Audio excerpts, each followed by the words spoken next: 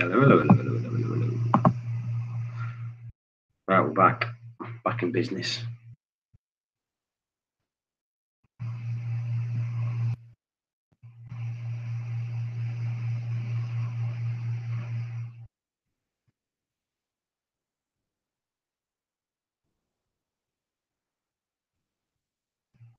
Boom. Copy the new link. That's the new link. You all need the new link. Hello.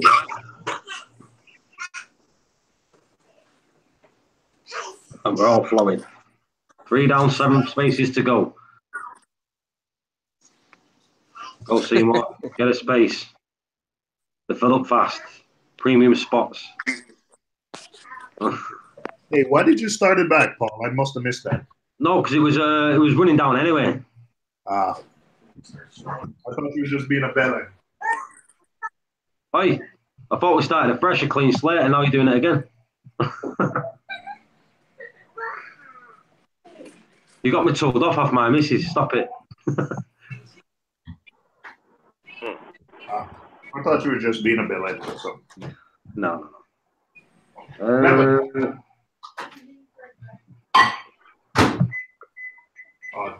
The chalice that Billy gave me, absolutely nice.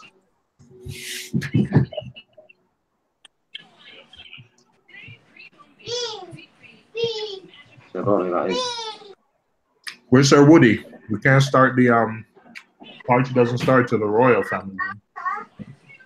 Woody will come. He always comes. The ref is a man.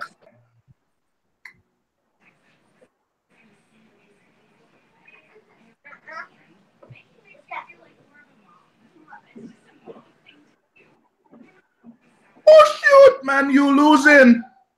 Shut up. Oh my gosh. Oh, P-Babe said don't try. Woo! Let's go the other way. Oh my gosh, they just scored. Did the game end? No. Oh, Psychedelic Base, 79-cent super chat. Hi, PB. A super chat's a super chat. Thank you very much. Very much appreciated. Dude, just a little bit of snow and everybody's all over the friggin' road. Getting third accident in less than 10 miles. Oh my gosh, come on. Miss, oh my gosh, then get her miss. Anyway, oh, man, you got to win because they scored 2 away goals. So you guys have to score 2 goals. I know Marin tactics would have come back to hurt him. Ha, ha, ha. Oh, Paul, I'm looking for pictures. I'm on your Facebook right now looking for pictures. Right. You got pictures, I'll send them back even worse. Okay, well, on, baby. Right, do you know what? At the end of the day, we was in the Champions League. We've made a few quid. We'll be better next season. But you still beat you. You've not beat us this season yet. Well, guess what? You guys were talking when they beat us in the what's the name a couple years ago. Nobody was talking more crap than you.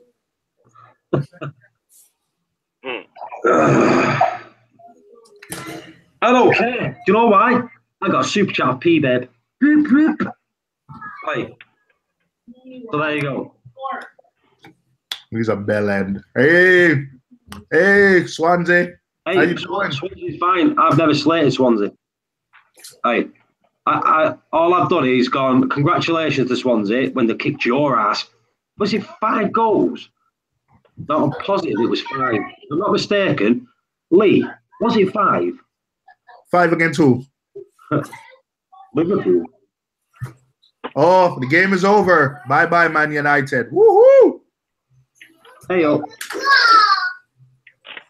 Right, I'm trolling now and nobody calls me out. What the hell? Right, hang on.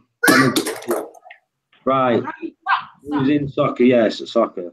Soccer's for wimps. Haha. Nobody scores in soccer. He says, I'm trolling now. 1.5 hours. It's 1.5 hour game. Yeah, she wasn't saying. She said 2 hour game. That's not trolling. That's true. But I thought you were talking about Man United game because those 0-0 games are boring. So it's not trolling to me. It's just the truth. Mhm. Paul, you could tell when a joke is funny against Man United because Paul doesn't laugh at all. Do you know the thing? Do you know what it is? Right? I didn't want to know the score till later. Right? Mad Dogs came and just told me the score. That's what's pissed me off more than anything. Do you know when you don't want to know until later on? Mad Dog and Vicky are playing games with Michael. Right. I got Reef.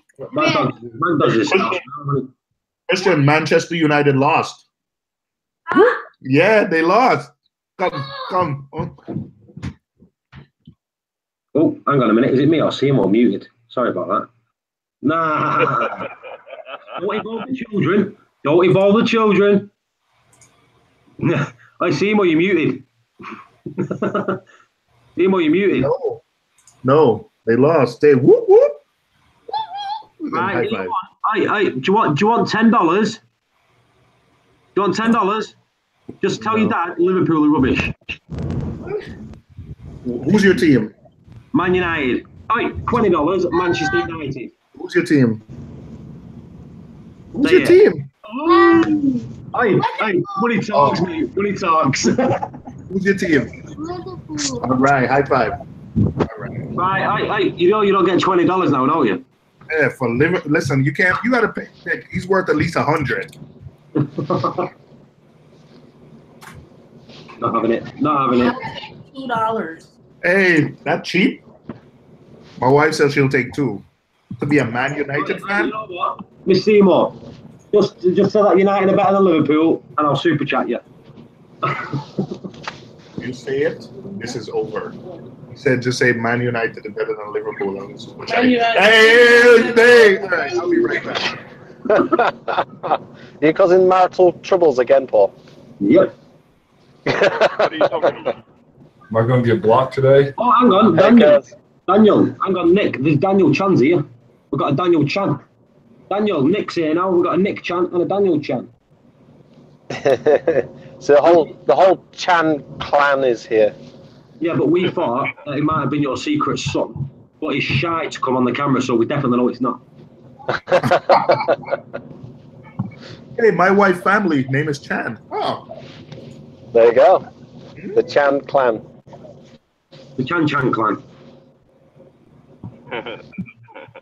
They got beat at home by Sevilla. I know, Dr. Welsh. Woohoo!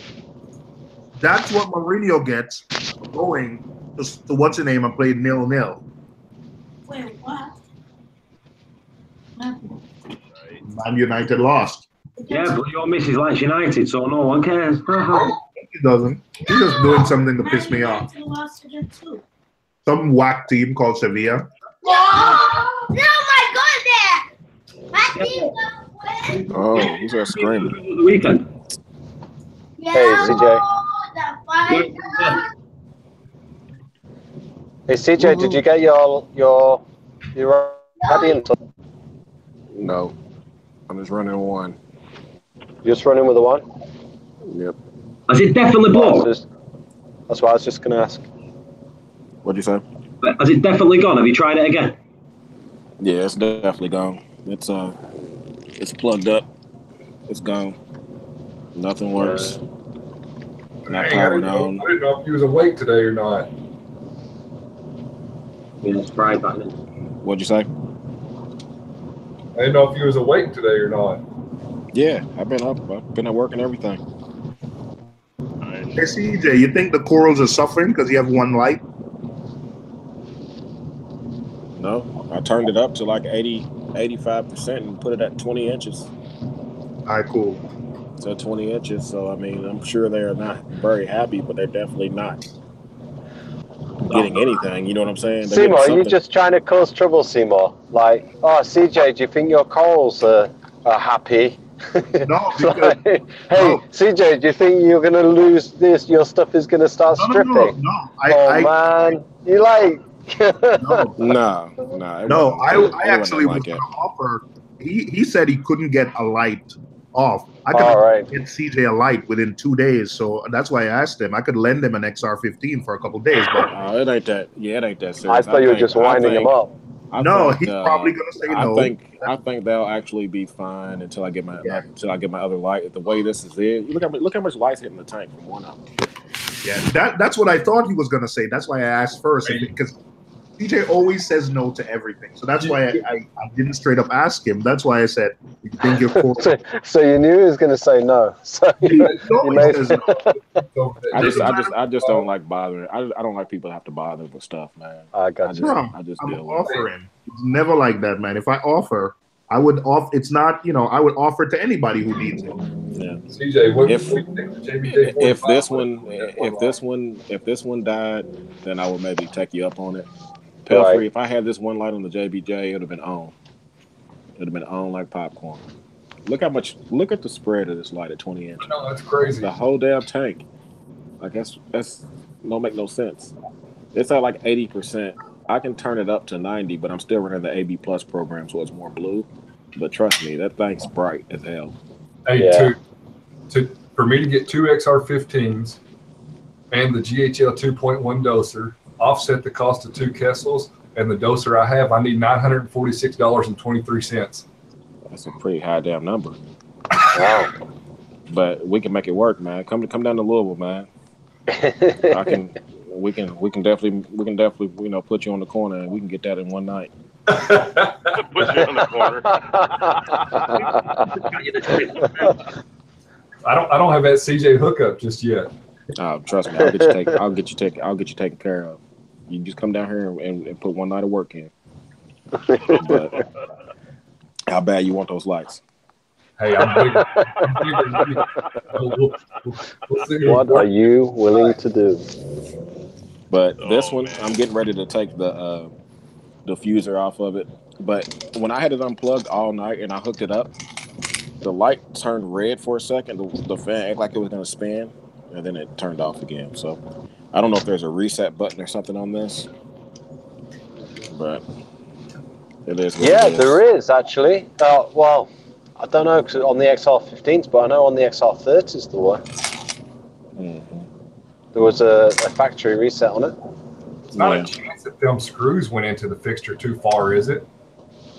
No, they're barely threaded in. This could come loose. They're just in there just enough to slide it into the rail. Gotcha.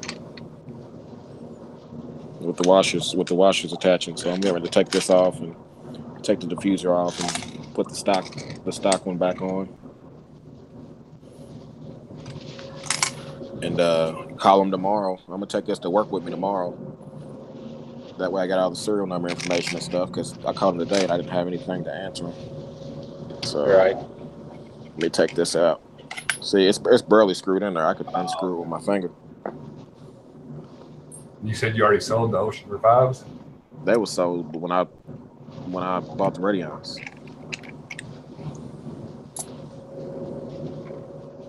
Let's see. Was the WXM module okay? I still have not got that thing working yet. Right. It shows up on my Apex and stuff as being okay, status is fine and everything. Right. But I haven't figured out how to sync it with the light and program it yet. I haven't even tried resetting the Radeon yet. All right. All right. Okay. I was gonna say if you I know we talked through some stuff yesterday, but yeah, it's a battle for another day. Right now, I just want to make sure I keep that light working because it's my only one. Yeah, you don't want to do something and then regret it. Oh, I've already done that. Well, yeah. Oh man, I feel for you, CJ. Feel for you, buddy. Listen, it's worse things that's happened in my life. I can assure you. All right. 24 hours. like I was saying, I mean, I'm talking to like a couple people like that. I mean, it's kind of horrible to say, but it's better the light kind of got fried instead of the apex, because the apex would have been a pain in the ass to kind of take off and turn into Neptune or Pig.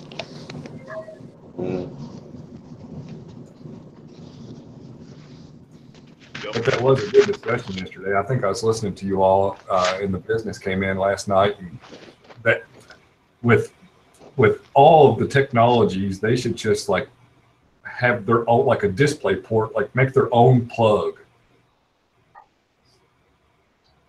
The thing about it is actually leaving old stuff behind, because you have all these modules that are out there. Look how much we look at these look at how we bitch and complain when, you know, when it's time. Like, I'm using a MacBook Pro now, the 2016 version, and it uses like the USB-C, and all my old peripherals, I got to get adapters and dongles, and it's a pain in the butt.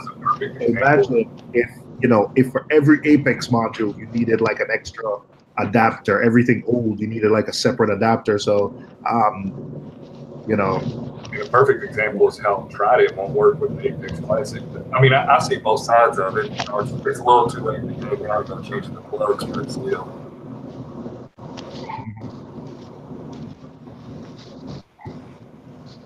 And I agree that the literature that the stuff comes with, because, you know, you buy a module, it doesn't even come. I mean, it comes in just like a cardboard box, nothing fancy. Yeah, they send you to the website for all instructions, which I can understand why they do it, because, you know, by the time that module might be sitting on a shelf for like a year, and then the interface could change, but still, the fact that you have to go to a website. I wonder if it's just a fuse, like his fuse is blown or something. I don't see any other fuses or anything. Is it pop? You want to be messing with the fuse? Or it might be. No, it's not blown. I can see it. The coil's still on the fuse. It's not burned out. Plug it in and see if it gets any power while you have it open. And I don't know what other way to get power. How would it show it? Oh, I thought there was some kind of like. You'll see the little LEDs on that freaking board light up. Okay. Let's take a look. You know what I'm saying? Just like a computer when it boots up. That's what I was wondering, if it would be similar to it. Yeah. Can you take that fuse out? Like reset the light or anything?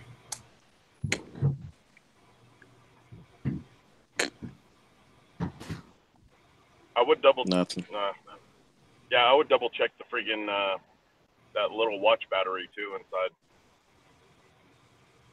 It's Lurker's asking if there's a reset button, but the light is not even powering up. It wasn't powering up yesterday, so you can't even get it to power up, then you can't even get it to. This 25, whatever fuse has 25 on it, it's not blown. It'd be nice if it was just a fuse that was fried. Yeah, just a you would 25. Think, is it a 25 or a 2.5 amp? 2.5, I think. You need me to what? Today, go on when you on your Facebook. I mean, sometimes fuses blow and they look like they're still good. So reach out to the coach for me because they're putting the uniform orders tonight. Supposed to be today. Okay. So if you can, earlier the better. Okay. Corey Gibson. Gibson. Okay. They had indoor track. He missed. All right, I'll do it in a second.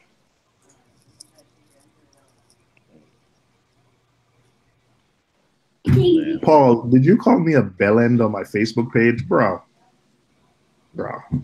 Yeah, but here's what it is.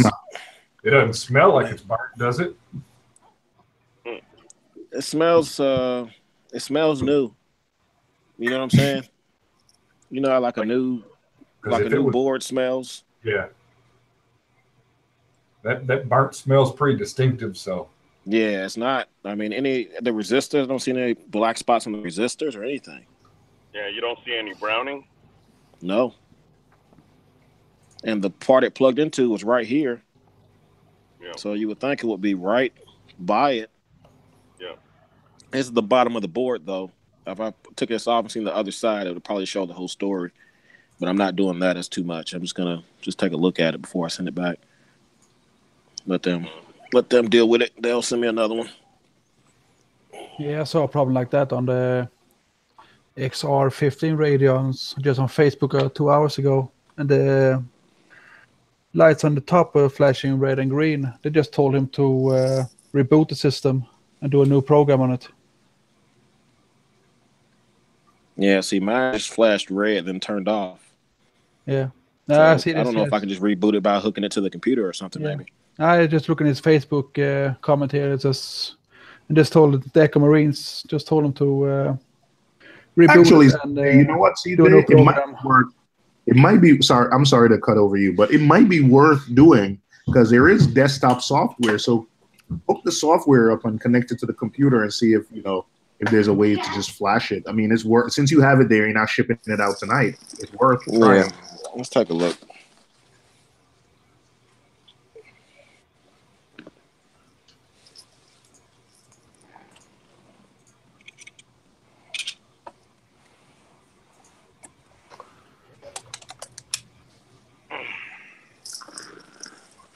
While CJ does that, I'm just going to go in the Man United forums and just see what they're saying about the game.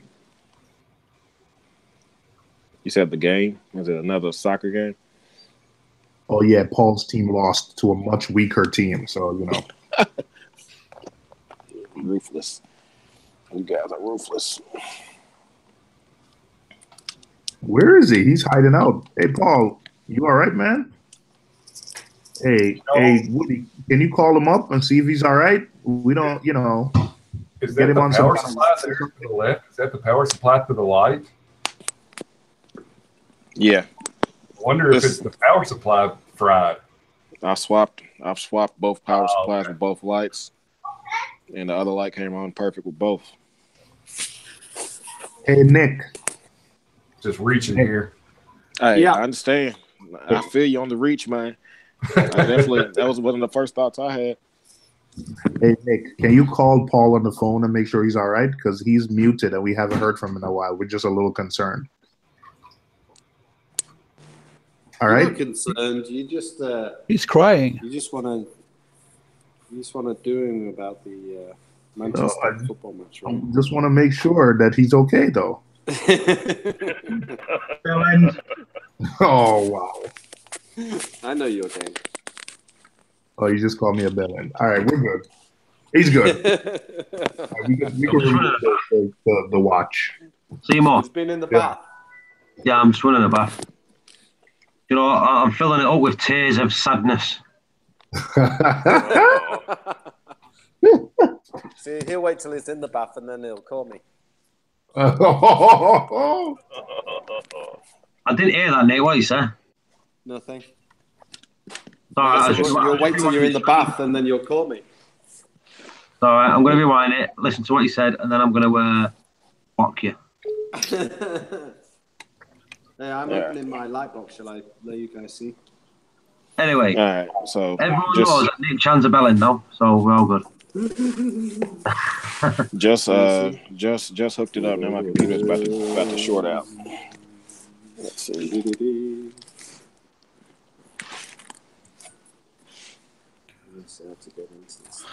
Was it just flashing red, CJ? Yeah, but the thing is, does it recognize it in the computer when you? It's light. There's light on the light. Whoa! It just Is it flashed. white? Well, it was on. Now it just turned off. Was it just a white color? Yeah. You got the there it is. See it? Then the So red. you have Hang on the a software. second. Hang on. One at a time. One at a time. Oh, sorry.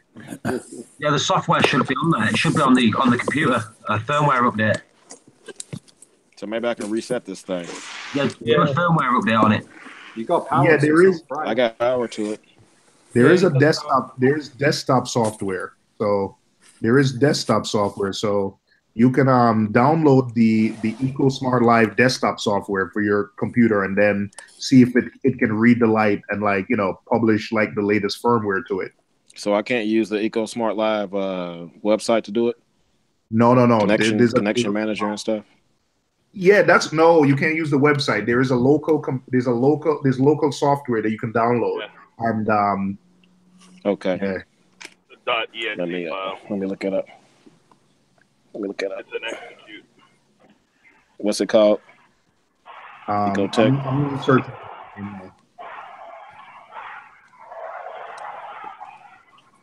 Ecotech. Let's go top software. Let me see support. The fact I got a white light on that's pretty encouraging. That's why, but because they're connected to USB. Yeah. That's why it turns white. So it got connection. Well, but it's not dead. Maybe something's going on with power. Maybe that fuse is blown. Yeah, because it got power from the USB now, so it's Yeah, it's getting power from the USB. Hey, check out my camera.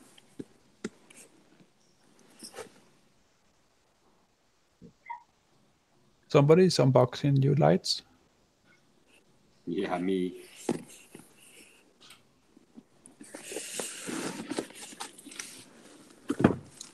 Ecotech config utility. There's something called Connection Manager. I think Yeah, I Ecotech. already got the live connection, EcoSmart live connection manager installed, but that's for the what's name. What about this EcoSmart config utility? That may be one. Quickly set up your radio and configure your light with natural. I'll try that.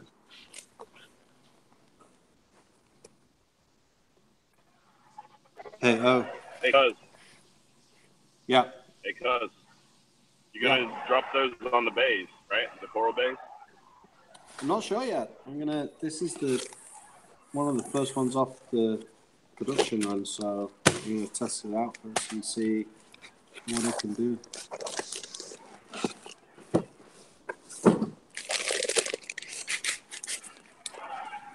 We'll see what it can do. Feels nice.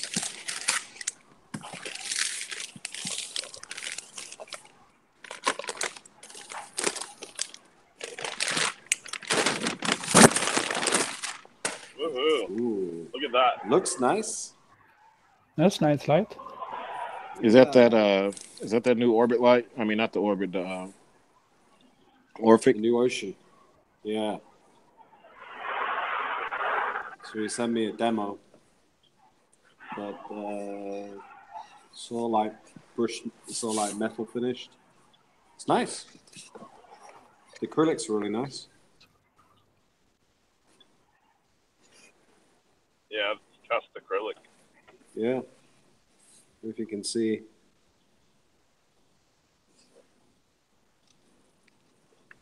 Mm-hmm. So yeah, looking good. Ecotech config utility.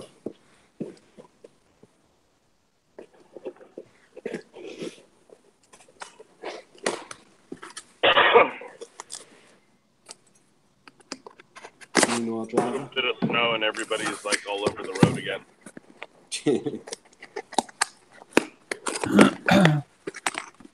Why can't these people drive right? Hey.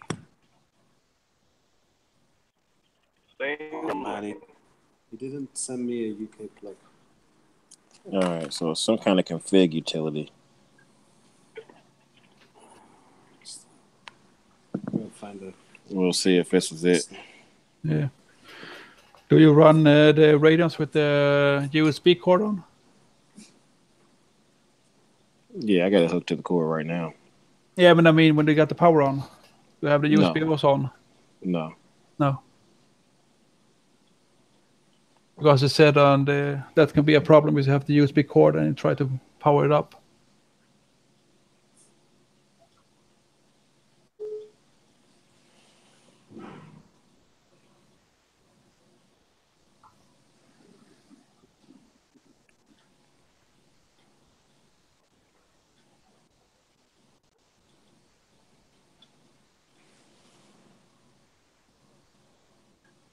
All right, so this is the config utility.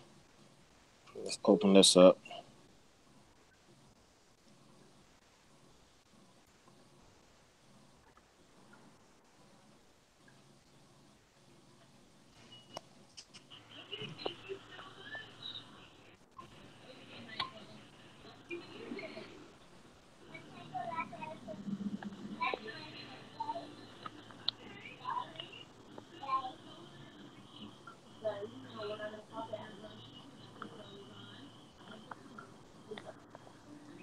See, it says offline mode for one of them.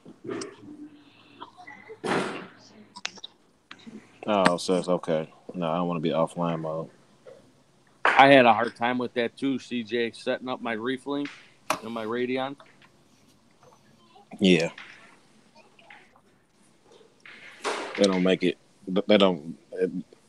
it should work a lot better than it does for it to cost so much. Yeah, it's not very turn it on and it's ready to work. You gotta have a little IT tech in your brain.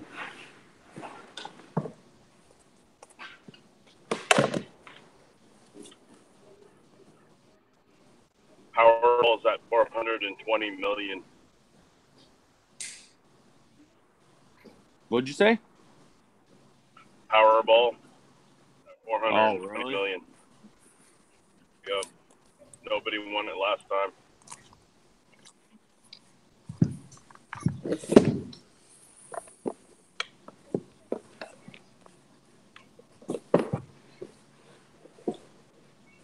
Okay, here we go. Welcome, getting started. This is new. Hope that will fix anything.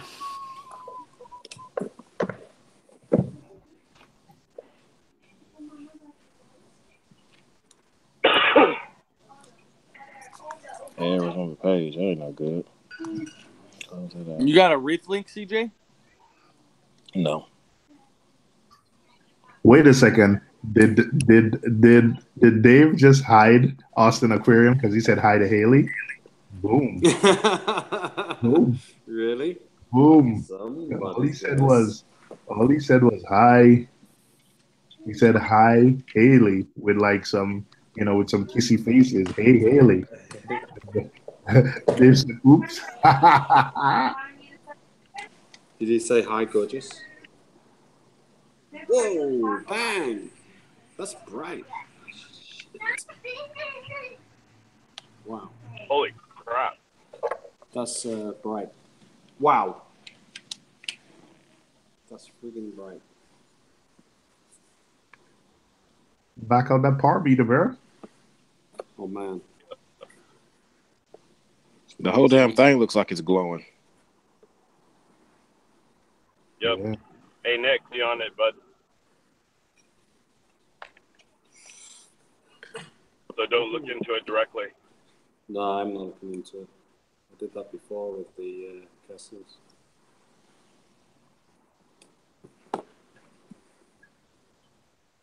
Oh. Yeah, Haley that's said, right. hey, Mr. Nick.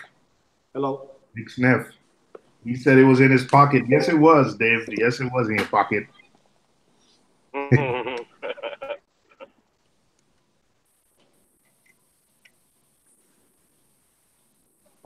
Hey, Nick, you know the rough retail cost of that light in the UK or US?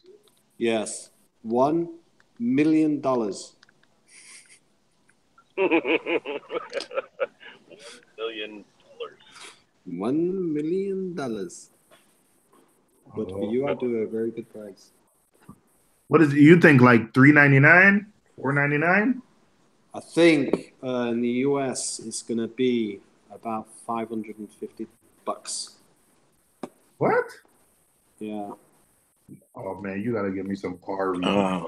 See, this program has options on there for update, firmware, factory reset, but it's not detecting the light. So I think this might be the right program, but it ain't seeing it. Well, at least I got the right program, at least. Let's see.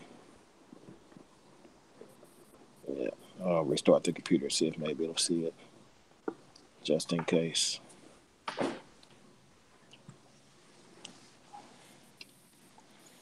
this don't do it, I'm about to go ahead and just button this thing on up and wrap it up.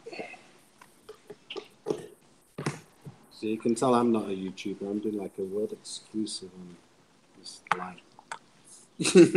I'm not videoing it.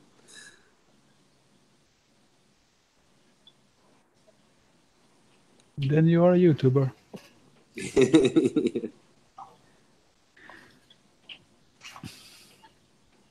Yeah, I see it. Reef Keeper saying factory reset Eco Smart Live, try different USB port. I'll do all of that as soon as it restarts.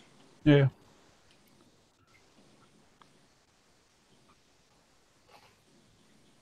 If that doesn't work, you just send it back.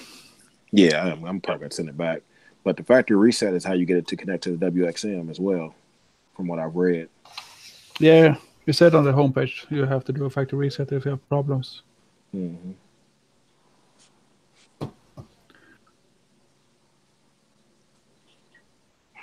That one That's light what. does look good, though. I'll give it that. That's why I can't afford that lights. Too expensive.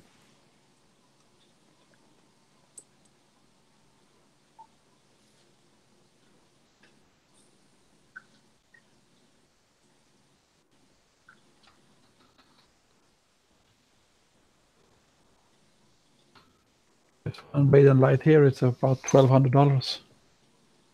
Mm-hmm. Ouch. And that's just one.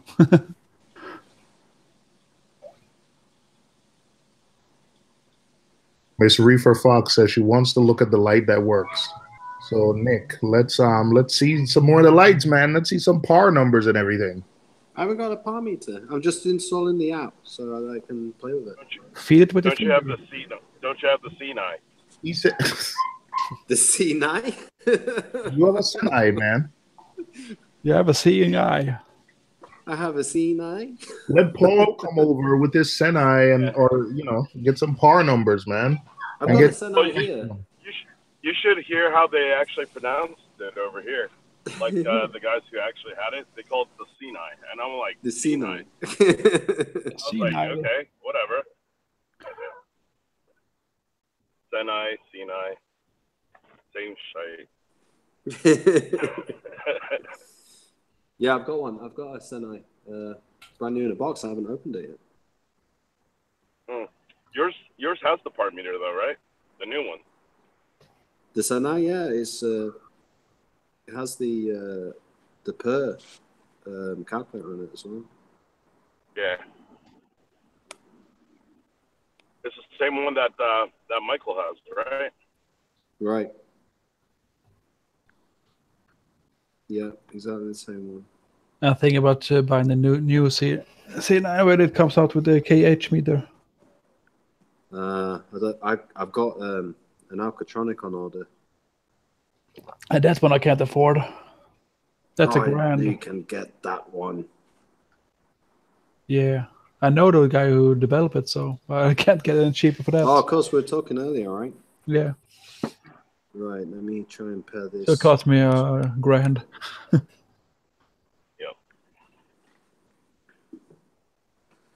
Okay, let's try a different. As long as I don't use that much SPS. Your KH friend didn't get you one?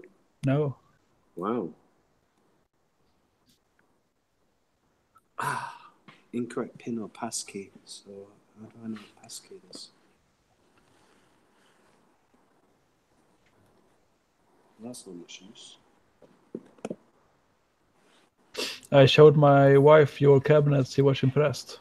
Oh, she was impressed? Yeah. Did she tell you to buy one? Yeah, I can buy one if I want to. Do it. Awesome. I challenge you. I just need the money first. I dare you. I dare you. I don't think you will. New cabinet or a new tank. The ACS challenge. The ACS challenge. I don't think you will. I think you're too chicken to buy one. Yeah, or too cheap. Prove me wrong.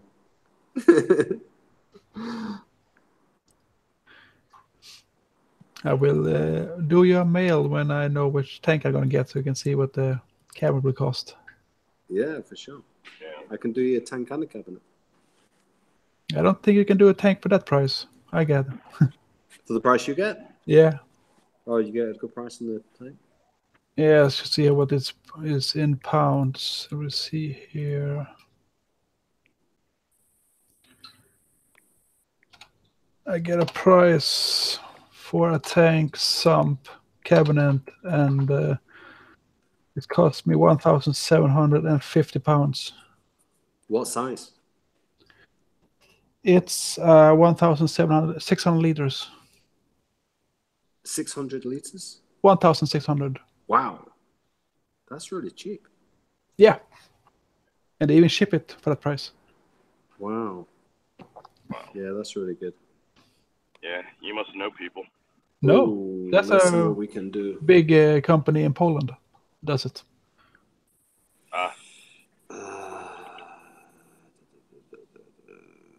But I don't think maybe I'm gonna get another tank. Only about 1,000 liters. I think 1,600 will be too big. Ooh. Nah, there's no such thing. No, No I such know. thing as too big. I have 3 floods on my 55 gallons so far. It'll be fine. Yeah, only water leaks. Who cares about the floor? Yeah, that's why you go with the epoxy top, concrete hard floor. Yeah. Let me see. Can you guys see it? Let me see. Yeah, we see the light, but no power. We need a power to the light. Ooh, Blue. bright light. Only 4 blue? Don't know. 5 waters, right? 5 watt Yeah. LEDs. 4 in each. 4 in each one. So 5 watts each at about 60% efficiency. Yeah, you're pushing a lot. You're still pushing some light there. Yeah. The white lights I barely even use. It's about 5% or something. Sounds quite nice. The white light only give you muscle algae. Well, kind of depends on your nutrient removal. Yeah, I got a skimmer and a refugium. Yeah, you should be fine with the whites at that point. You know, when you have a very, very good refugium that's sucking out a lot. Yeah, You know, I know. very, very efficiently. You should be I fine. only have a small one right now because my son cracked. Gotcha. So I have You don't want everything to in outcompete. Yeah, you don't want to outcompete the refugium. I'll tell you what's I pretty don't. good. You can see the out. I don't know if you can see it. I don't know if you'll see it. But let me see.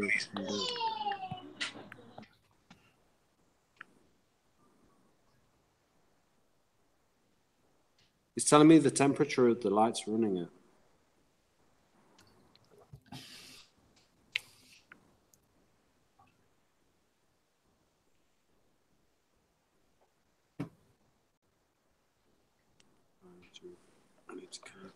I need to You're get controlling new it lights. from your phone, cuz. Yeah. Yeah, controlling it from the app. Gotcha. But that's quite a cool feature. I still like my Reef bright daylights. Yeah. But those do look nice though.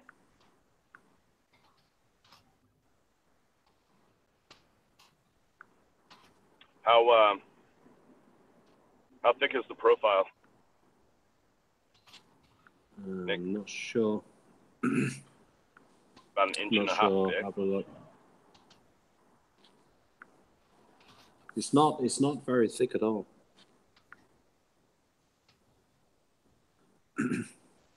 Right, it's connected now. So it's this way. So on the app, it's telling me like, I don't know if you can see it's probably backwards, but telling me the temperature of the unit. That's cool. Nice. So It's in Fahrenheit. That's bad. yeah, if I put it in, no, you can just press it and it'll change to Fahrenheit or centigrade. It's the same as my satellites. Also has that. Yeah. I just press the lightning mode. Them lights looked extremely powerful, man. It's like you couldn't even see the individual lights. The whole thing looked like it was glowing. What, on this one, CJ? Tank now. Yeah. Yeah. Tank is lighted well. I'm gonna have to put it on my tank and wake up my fish. I need to find a new light for my tank. What kind of lights do you have right now, MSJ?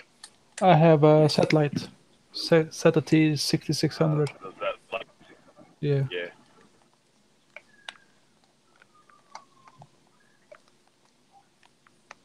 I'm interested in seeing what kind of shimmer and stuff those lights give, or if they're very similar to the look of a black box light.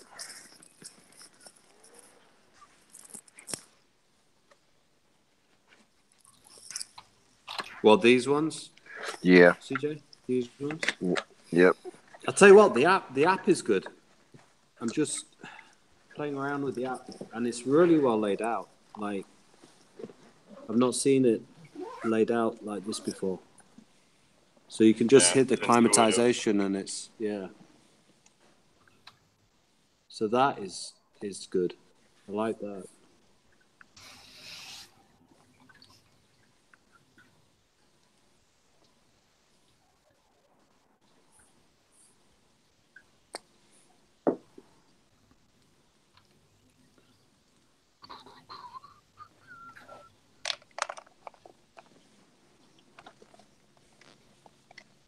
And you can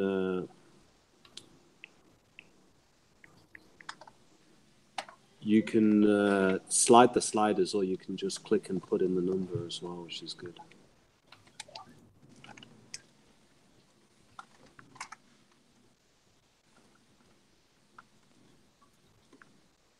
Hey, Dave. What's up, Chris? That's pretty good. I don't know if you can read it. Barely. Basically, you have a map of the world, and you can choose different areas. I want to set my light to Zimbabwe. Oh yeah, because the coral reef is time. the coral reef is prolific in Zimbabwe, right? Mm-hmm. But like you've got you can press this one, look, and it gives you the Great Barrier Reef settings. Nice. Did I have Ohio on there in case I get some coral from Tidal Garden? Let me see. Let me see. No. No, good. It has Hawaii though. Correct answer. It has Hawaii, Caribbean. What if I get stuff from the Jersey Shore? They've got New Jersey on there? Mediterranean. That doesn't need light. Moss. Okinawa. And Great Barrier Reef. Okinawa has a reef? Apparently so. You learn something new every day, Cruz. I don't remember that in Karate Kid. Yeah, I don't remember a coral reef. Remember? Fish on, fish off. You know? It was wax. Frag on, frag off. Frag on, frag off. Show me paint the coral. Show me clean the tank. Show me. It would make my crane technique really come out well. I know, right? But yes, I do that all the time. Right. You know? It looks good. I like your sweater, Nick. You like my sweater? Yeah. I got a looks warm. A body warmer on. It's not cold over here. Well, sweater sleeves. And turn off the heat. Yeah, it's pretty cool. So this is the new one. I thought the new one was going to be smaller. I didn't know how big it was going to be. I would say this. Should I get a measure and measure it? No, it looks the same size as the other one we were looking at. So they changed the model, but I thought it was going to be more of a half size, like you know how they got the 30 and the 15. The Atlantic is big. Okay. The Atlantic's long. Like the Atlantic, you only need one for a 4-foot tank. I see. So that's not the new model, or this is the new model Ocean, which is okay. It's not to replace the Atlantic. This one, it's right for people that it was built to compete with the 15. It was built to compete against the Radian and the AI. Radian, the XR30s and the 52s. I got you. Depth.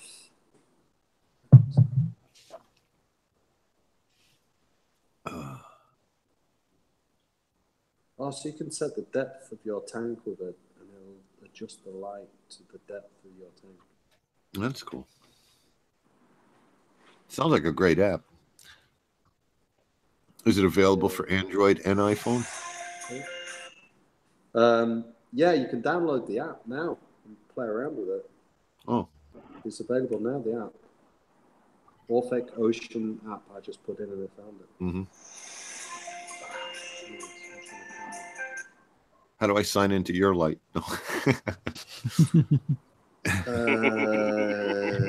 I'm gonna hack you.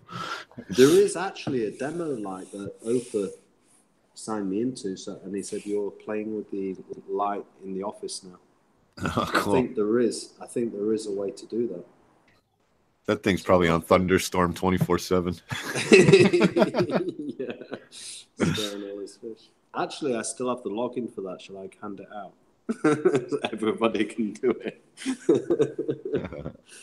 Make it public. The guy will be on the live stream. Can you guys stop playing with the light? Like, Nick, what the hell? How many of those lights did you get, Nick? Are you going to run one or two of them on your tank? Well, this is just the one he just sent me as a demo. So I'm going to have a look at it. And yeah, I could try them out. I think I'd probably need, I don't know, I probably need two for mine, maybe. Let me get a measure and see what this... It's slick looking. Yes. How'd you make out, CJ? I wasn't watching. Is it a goner, or did you get it up again? Nah, he's in the box ready to go back. Right. Couldn't handle the apex voltage, huh? Nah, he's weak, man. He was weak. I need an Orphic. Let me try an Orphic on it. See if it works. Let me just ring. Yeah, those USBs don't like that 12 volts that the apex throws down. I need a light that can handle it. But no, I'm just going to run the one at 20 inches. He's lighting the whole tank at like 89% power. And wow. I'll get the other one replaced and hopefully back by next week. Just put one in the middle and the two ocean revives on either side. Revives is gone. Oh, that's right. Mm-hmm. Damn, CJ, you sold them that fast? They was already sold. They was already sold before. Nate. Yeah. Nate picked them up that day. Yeah. Oh, Nate. He was just waiting on me to get him off the tank. Right. CJ got him right off the tank. Nate was outside in full dress. Right. Had to get him out of there. I'll be back. All right. Okay, someone is saying CJ, Dave, CJ, Seymour, and Woody have controls. Hey, Woody, you sleeping? Woody? First things always going to do is boot Woody. Hey, Woody, you sleeping, Woody? I'm here, mate. Oh, okay. I thought you were going to show us the tank, Woody. All the lights are off. Yeah, but you can't turn them on? Dave's always reading the chat, Austin. That's why Dave has the golden wrench. Paul said mention money and he'll come on. Who, me? For Woody. Oh. Woody. All you got to do is mention money and Woody comes on. Because I need some.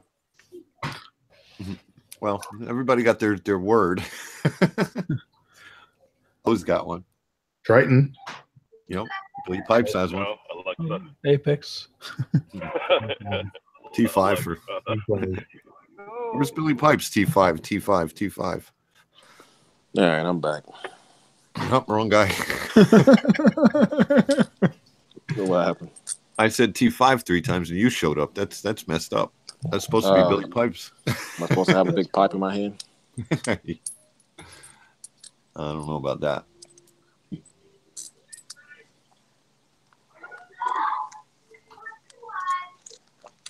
Hey. Oh. Maybe I had the wrong idea. Maybe I should have just been running one the whole time. Yeah, you only need one. Look at the spread. It's good. Better grow SPS underneath 50 par. Wasn't O using 130 and you're using 115? Is that what's going on? Yep. Or O was using 130, right? I was using 230s. Oh, you were using 230s on a 4-foot tank? Yeah. Wow. Okay. Wasted my money. You're down Dial it in. You 215s. could dial it all the way down. You know, run cooler. Yeah. 24 inches cruise, 24 inches. We're good.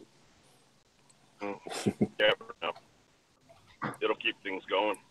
But That's the plan. yeah, Life support when until you get the the other replacement. one, when you dial it down, Pack that bad boy. Pack that bad boy up. cool.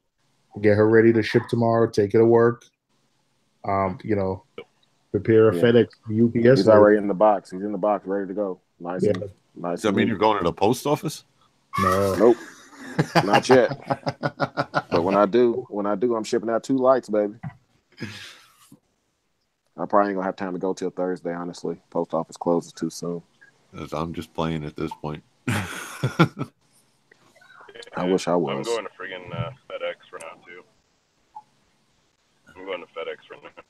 Wait a minute, you can mail stuff from FedEx later than that, can't you? Can't you go to one of their stores? Yeah, you can go. They open until about 7. 6 for a pickup. This water looks breaking so up a little, clear. Cruz. You driving home, Cruz? Yeah. Yeah, you broke up a little. Very, very clear water. Cut off for pickup. There you go, little buddies.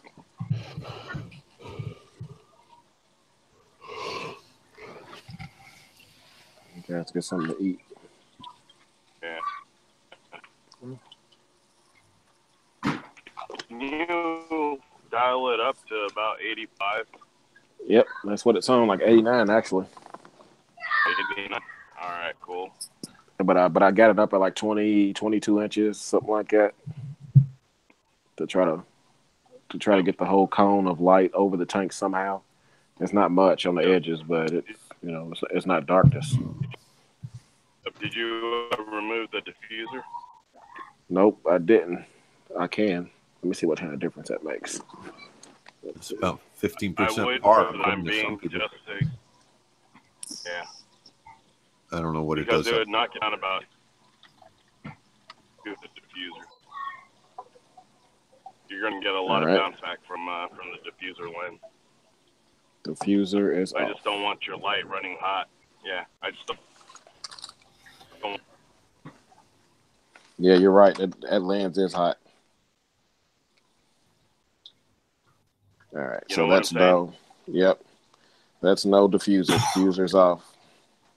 Oh, let me see. All right, you're welcome. It's a whole lot brighter. That's a huge difference. Keep your only. Yep.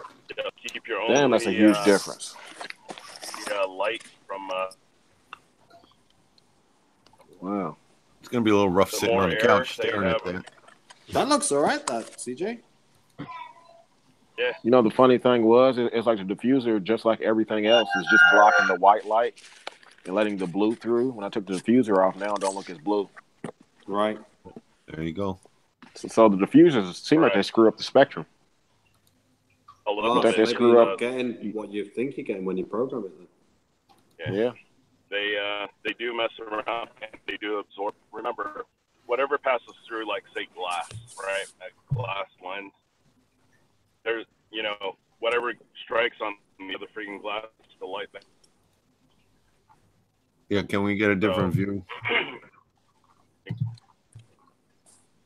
I've got it presenting on CJ, but I think, Paul, you got it locked on Nick. So everybody on YouTube's watching Nick no matter what we do. Oh, you can take it off me. Well, I can't if Paul did it. I'm almost daring to say it looks better without the diffuser. Somebody else has a wrench. The only way we can fix this is Paul can unpresent him or Nick can leave and come back. Yep, that's the Let me best do way. that. Let me do that. Yeah, let Nick leave and come back. Peace. Okay, peace out. Yeah, the shimmer and stuff is a lot better without the diffuser. I think I like it without the diffuser better. We'll fix it, That Paul. work? Without the diffuser, I think I like it better. It looks Yeah, good do you now. see the coral stretching? Just watch them for the next 10 to 15 minutes. See if they're reacting. The anemone definitely is. The anemone look like he got a heart on. Everything just went upwards. Falling up. I need to get in here and kill those little mangrove anemone things. I've been so distracted here lately, I ain't even had time to do it. Oh, the monos. Yeah. McDonald. I got another one now. It's 4 now. Went from 1 to 4 in 2 weeks. Well, you know what we do with those guys, right? We just take some super glue and we glue them. Yeah. I remember you mentioning that. What'd you glue them to? You just glue them into the hole that they're in, or spray glue all over the shell. You glue them to what? You just squirt glue all over. That's it. How many times are you going to get him to say it, Nick? You're being trolled, Cruz. Keep going now. What do you squirt in what hole? You glue them to what? With a tip? Just the tip? Just the tip? Yeah. 45-degree angle. Still waiting on that damn water to evaporate. I think I've only lost 1.5 gallons. Did it upset anything though, CJ? What's that? Did it upset anything? What's up, Scott? Yet. Come on in, Scott. We got a little room in here. Can't tell you yet. I haven't lost any of the SPS that were there. They all seem to be okay. The LPS, I don't care. The LPS are fine. They're plumping like normal. Cool. Is anybody just loitering in here? Walking like a top. Cruz is loitering. Yeah. Waiting to see more of them lights, man. Put them on your tank, Nick. Hurry up. I can't believe you don't have a power meter, Nick. That's disappointing. Yeah, but in the box. Yeah, but you knew it was coming, man. Get the Senai hooked up. So what's the sense of getting the lights and saying, "Oh, it's bright," and then don't have power readings, Nick? Nick, that's like what you tell us not to do. You're like, "Oh, don't look at the brightness. Look at the power and spectrum," Nick. He doesn't have them over coral. He's just burning his own eyes with them. But all we know now is that the light looks nice, and that it's not as small as we thought it was. That's all we know. We don't know anything about the spectrum. If it has UV, like what is it? Come on, Nick. It's like the teachers always say. It's like a live stream teaser. No. Man, now you're being the bell end. You got to clickbait it. You got to change the name of the stream to New Orphic Light Presentation or something. or you could use the classic. They're all dead. No. Come see Nick's sweater under the Orphic light. It's cold. Sign my sweater. Hey, I can't wait for. Listen, man. You want me to take my sweater off, Dave? Is that what you do? No, thanks. No. That's right. You must have me confused with somebody who's confused. Haley wants to. Hey, the ladies might not mind, but I'm good. I'm good. I need more coffee for that one. Yeah, I can't speak for the ladies, but they're all dead again. They died. They're all dead again. They're all dead again. Fresh. Version 2. Hey, I can't wait to see what CJ titles this video. Gotta take all the fish out, put zombie makeup on them. Apex killed Radeon 24 hours later. Oh, and 24 later, they were all dead. I checked the manufacture date on my light. It was created January 20th this year. Oh, that's my birthday, bro. It was made on your birthday. Now it's dead. Oh, damn. Damn, yo, that got bad luck. Pretty bad. That took a turn for the worse quick, didn't it, though? Yeah, man. Damn. They didn't even make it. They didn't even make it to 3 months old. Damn. They hit the electric chair, man. Dave, can you imagine like putting zombie makeup on the fish and then attaching it to like fishing line and getting it to swim around the tank? Yep. Oh man. Swimming dead. How many thumbs down would you get for that? That depends. I want to get Are they real fish? I still want to get a hippo tank. And before I put him in the big tank, I'm going to take a video of him in the nano just for clicks. Head to toe. Yeah. Just, not a big one, like a 4-inch, a 4-inch dory in my 24-gallon. Is this good? On it. It's so snug in here.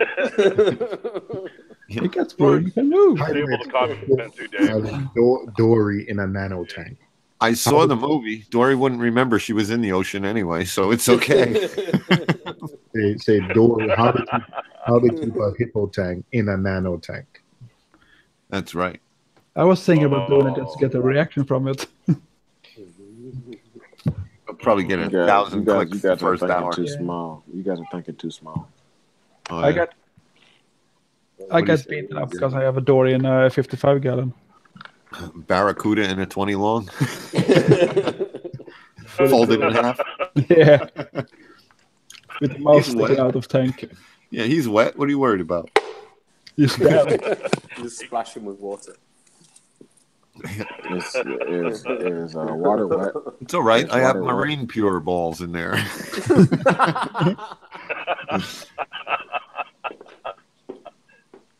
You're going over with the spray bottle. Spray water on him. Yep. He's damp now. Look at him. He's happy. Oh, you can use the dosing pump. You can use a dosing pump to constantly pump water over him.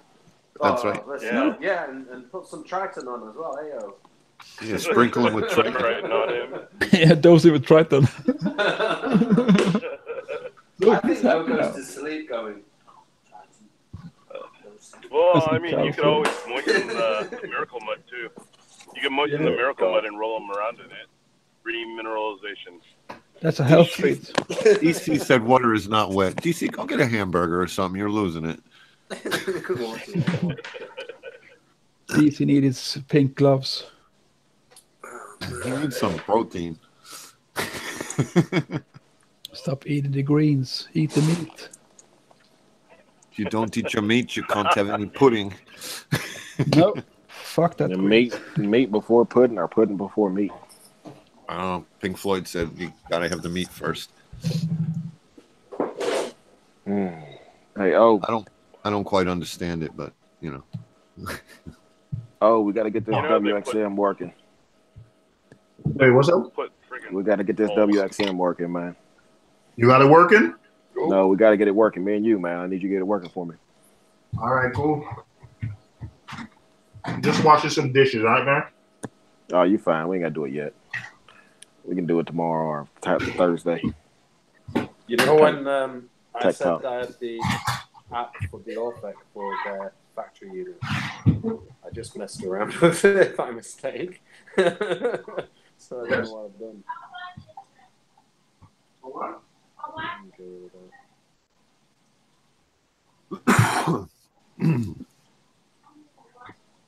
Man, I am dreading tomorrow. I have a late day. Alexa, turn white on. Alexa, turn. Damn. I think they heard you down at Amazon. No. I would just hit everybody with the mute button in the house. Shut up. I wish we all had mute buttons we can point at people. That movie Click, that was funny. Yes, that was the best movie ever. I would pay a lot for a remote like that. You could rewind. I wouldn't rewind. I would just hit the mute button. That's all I need. Just one button. Careful with that fast forward though. Yeah, become an old man. Miss out on everything. My whole tank, and I'll skip all the growing pains and see the luscious, thriving reef tank in advance. Well, yep. That's no fun. I know.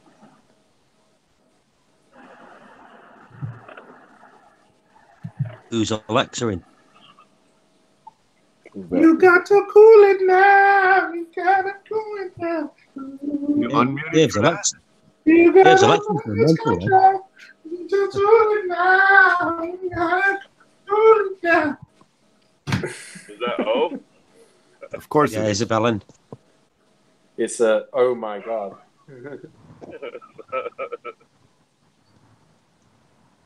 Can you do solo? Solo, we can't hear you. I thought Dave were going to get his guitar out then. That's actually a good one, Dave. I thought he was gonna get the guitar too. I don't know that one. Karaoke time. I don't know that song though. It's all right. I just muted him. Oh, you're drunk again. It's getting me out of Speak again, and I will object you. This one, that one, that one. That girl is poison. Poison. See, somebody knows. I don't know what's going on here. Oh, don't Bobby drink. Brown. Right the matter. I put my headphones like a foot away. Hey, sorry. Nobody knows Belle Biv DeVoe? No. Bill Bellamy. Who else? Belle Biv DeVoe? You guys don't know, man? Yeah, Belle Biv DeVoe. It's the guy who was from Jodeci, man. Yeah, is there any guitar music in that song? No. Okay, then I don't know it. My song was a certain. He said, "Don't drink the Triton." Oh. Never that, man. It's too precious. Yeah, they're also the New Edition guys. They're part of the group Edition. You guys know New Edition R&B? Yeah, I know New Edition. Yeah. I'm still in love. Oh, damn, crew. Oh, New Edition. Sorry. Oh, yeah. I've been away for much too long. You know that one, right? Oh. Sorry, Cruz. I didn't recognize that song. Or can you feel? Can you stand the rain? Do you remember those classics? Hey, Dave, you're getting requests in the chat, man. Yeah, I can't pull that off on the acoustic. I would have to plug everything in. Of course you can. Gotta get the Les Paul out for Santana.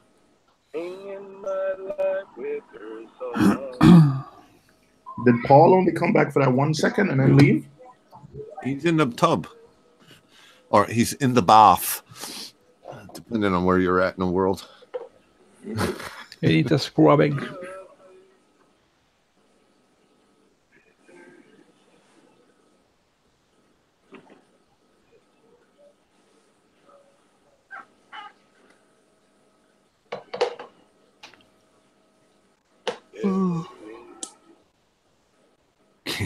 Candy coated raindrops.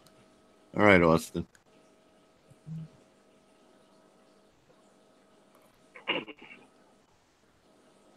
All right, I woke up this morning. My Harlequin shrimp's missing one of his big claws, and my coral banded shrimp was eating a big Harlequin shrimp claw. I wonder who did it.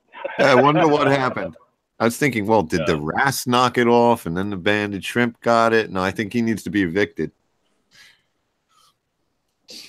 Yep, banded shrimp. Bye-bye. Yep. Because who's going to eat my starfish? The one-handed Harlequin shrimp now? You can try. Your Harlequin shrimp needs a safe space. Yeah. Can he still eat Astorinas with one claw? Yes. Yes. It takes him longer. Or is it like one hand clapping?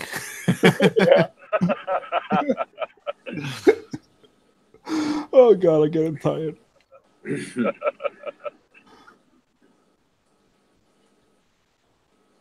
Yeah, I put a cleaner shrimp in there. He was in there for about a day, so I think he's got a shrimp envy thing going on, or he's a shrimp that likes to eat shrimp.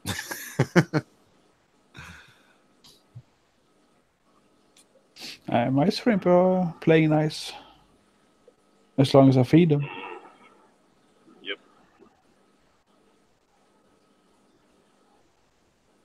I need my cleaner shrimp. There's a line to his cleaning station. Yeah. I found my cleaner rest today down in the sump. I went down there to get some frag plugs. I was like, look who's in there. I was recording a video today and found my Hawkeye in the sump today. Mm-hmm. How the hell do you get down there? I know. I have over the top of the weir box. I have a light diffuser cut to shape, so it's perfect. So he got through light diffuser, up out of the tank, nothing but net into the weir box.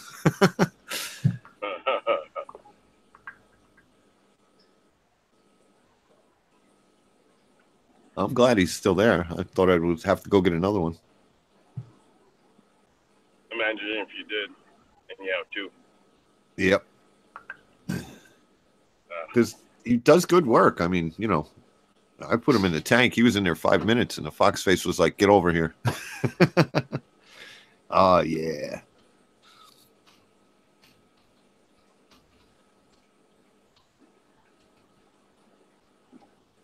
Oh, yeah, mantis shrimp against the coral banded cage match. I like where you're going, Ryan. That should get a few clicks. I think he deserves to get a beating. HBO. Yeah, HBO. What's that about? A $50 watch pay-per-view? Put it on Patreon. Yeah, right. I see you guys. Time to hit the sack. All right, buddy. Put warning labels, graphic. In that one mantis shrimp video, it's funny. There was he was going after a coral bandit, and the coral bandit handed him one of his arms. Like, here, dude. Take it. Oh, yeah, I saw that. Yep. The guy narrating it is classic too. He's like, "Did he just hand him his own arm?" That was kind of mean though. Wasn't that true facts? True facts about the vanished shrimp. Something like that. Yeah, that's a great video. Yeah. Well, this guy has mantis shrimp, and then he just drops other things in the tank over time and just videos it. Right. But that crab, it's like it didn't even look like the mantis touched the crab, and then it was funny how the arms would just fall off. You would just hear a snap, and then the arm would fall off. Dismantled him. I think it's the same guy who does the. He does a lot of funny stuff. Yep, C. Frank. I can't think of it. The badger, Yes. honey badger. Honey badger is priceless. Oh, dude. What about the octopus? The octopus one was pretty funny too. Or the koala. Yep. Giving a fuck in the ring. No fucks given. Yeah. When you have the brain of a peanut, you don't give a fuck where you sleep. The mantis shrimp. The mantis shrimp has what did he say? Like 9,000 multi-ocular vision. Yeah. Multi-ocular vision. Sex. It was sex. Sex-nocular. That's what it was. Ocular. Yeah. And he goes, we can see 3 colors. The mantis shrimp can see 6,000 or something like that. And he goes, actually, you can see 12, but not quite as impressive now.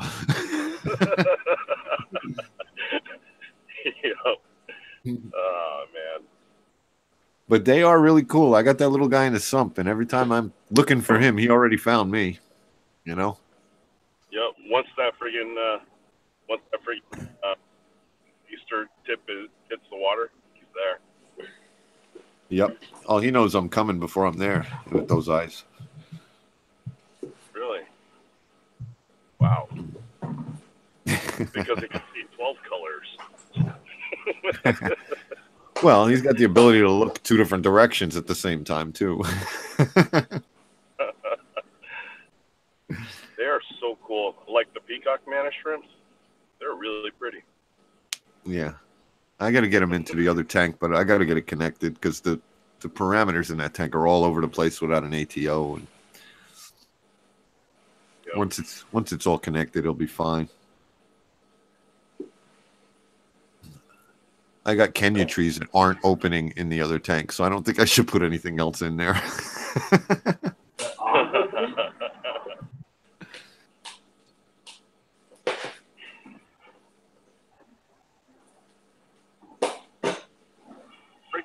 That's whose it is, Miss Lurker. That's O's mantis shrimp in my sump. Oh, evicted him. It's going to take me 2.5 hours to get home. Already been on the road for a while. I came up with the secret to getting home early, or a shorter commute. Work till like 8 or 9. You cruise right home. Yeah. We've been doing these K jeweler stores, and you can't get in till 10. Can't get in and start till 10, so there's no point in getting there early. Until they close down. Oh, until they close, right? Close No, until they open. So in other words, they come in around 9:30. They open the vault, put all the jewelry out, and during that time, you can't be in the store. Gotcha. So they won't let us in early.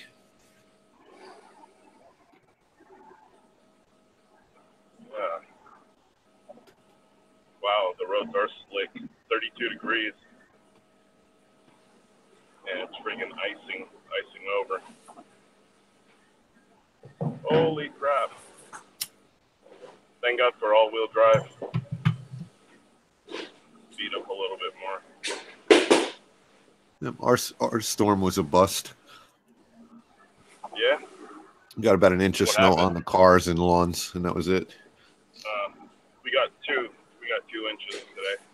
Yeah, but it never stuck to the road. Nah, it wet our roads and then turned it to ice right now. That's why people are slipping all over the place. Whatever. Yep. All they have to do is just drive steady. You know what I'm saying? Yeah. Just I drive know. steady. Don't gun it. Don't hit your brakes. Don't jerk your freaking steering wheel. Avoid the potholes. Well, that's the nice thing about ice. They tend to fill the potholes. Oh, yeah. Yeah, it does. Everything's smooth. Everything's smooth. And stop tailgating me, person behind me, in a green Mercury friggin' SUV. You want a good trick for that? Yeah, tap your brake. Well, first be going at least 30 miles an hour. Wash your windshield so it gets on theirs. And when they go for the wipers, tap your brakes and brake check them. Oh, wow. Wow. You really thought that one out. That's my move. That's like no mercy Jersey driving. Hey, you got to be in it. You got to have moves in Jersey. It to win it. That's right. Yep, in it to win it. Oh, look at that a-hole. That's called a Jersey brake check. See if you can freaking multitask. humming.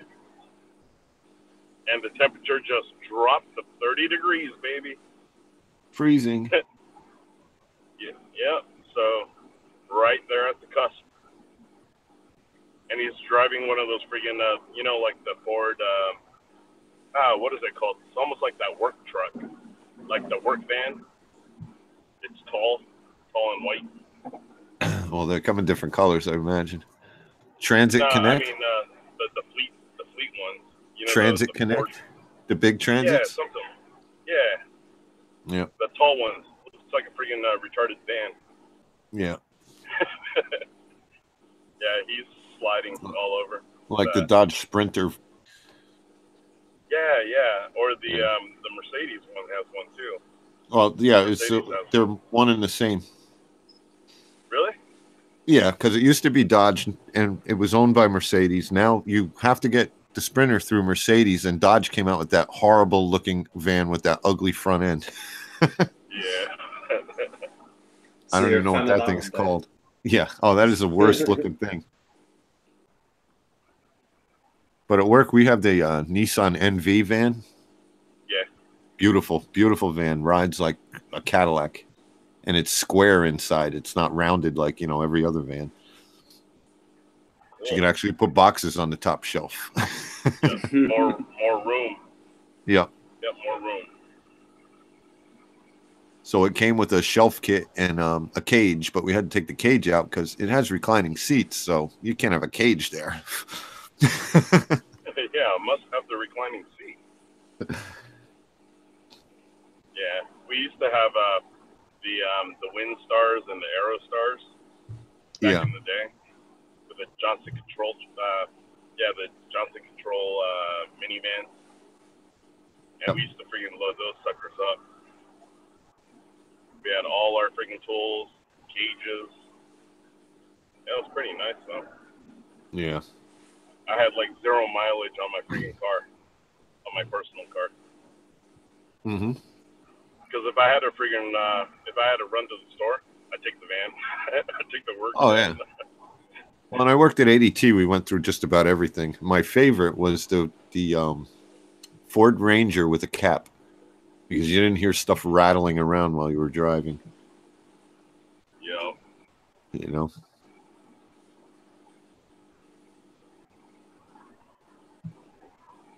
Oh, geez. And a small little pickup like that, the air conditioning was like freeze you. Oh yeah, but it was great during the summer.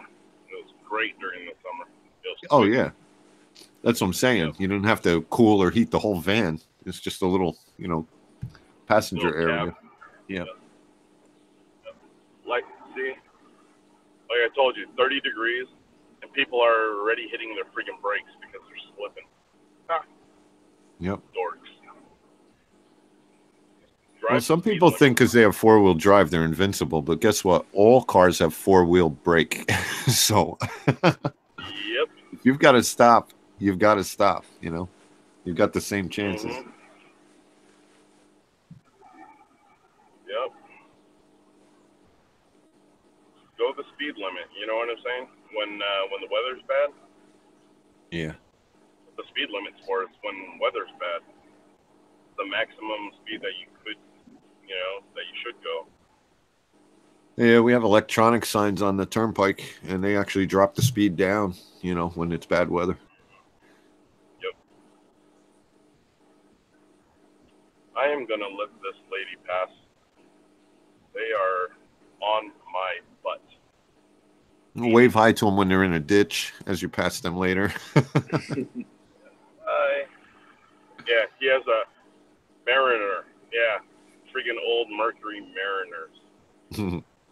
What a piece of crap. Those freaking cars I've seen on the side of the road more often than not. Right. Overheated during the summertime. For me, it was always the Saab Turbo 900s or whatever. They would always want to pass you, and then you would pass them as they were getting pulled over for their speed ticket and be like, "How you doing?" Yeah, they were cop magnets. Yep.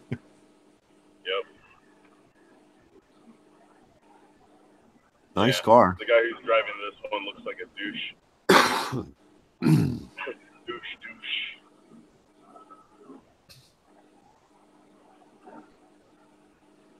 Click Clack says, "What's the best heater out? I need a 75 little 50 watt. Isn't going to cut it. What do we like on heaters?" No, just get the 100 watt. Well, he said he needs one for the 75. 50 watts is way. Oh, right. Okay, for a 75 gallon. I got you. 50 watts is way. He said 50 watt isn't cut it. Yeah, 50 watts is way too low. You need about cut it in my Nano. Yeah, do 100 titanium with an extra temp probe. Yep. Yeah. I tend to go a little bit bigger. I went to the 150. I like the Phoenix ones. I do like the Cobalt Aquatics. Good old Jables. They break. Good old Jaegers or whatever, Jaegers, whatever they're called. Yeah. Jaegers. That's what I'm using now. If they run dry, they tend to break. Just don't get the 300 watt one. It's like a stickball bat you're trying to hide in your tank.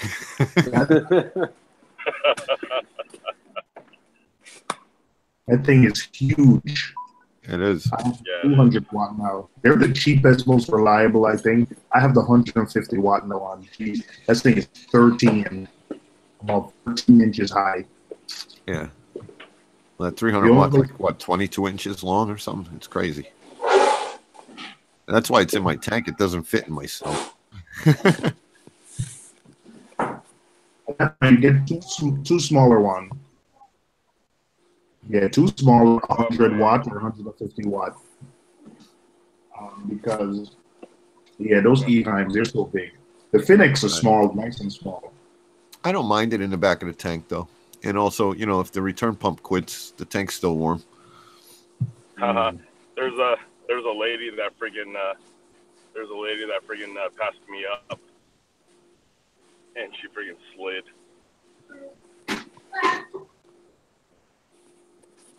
Right into the friggin' into the wall. Right. So click clack, that Jaeger that you're looking at is a great heater, but it, you know, it's made of glass, so you have the downside of that. But other than that, it's a great heater. You know, don't pull it out of the water and then think you can stick it back in while it's plugged in, because that won't work out for you. Yep, it'll crack. Yep.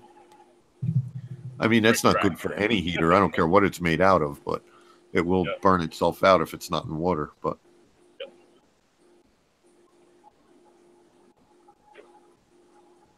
click clack.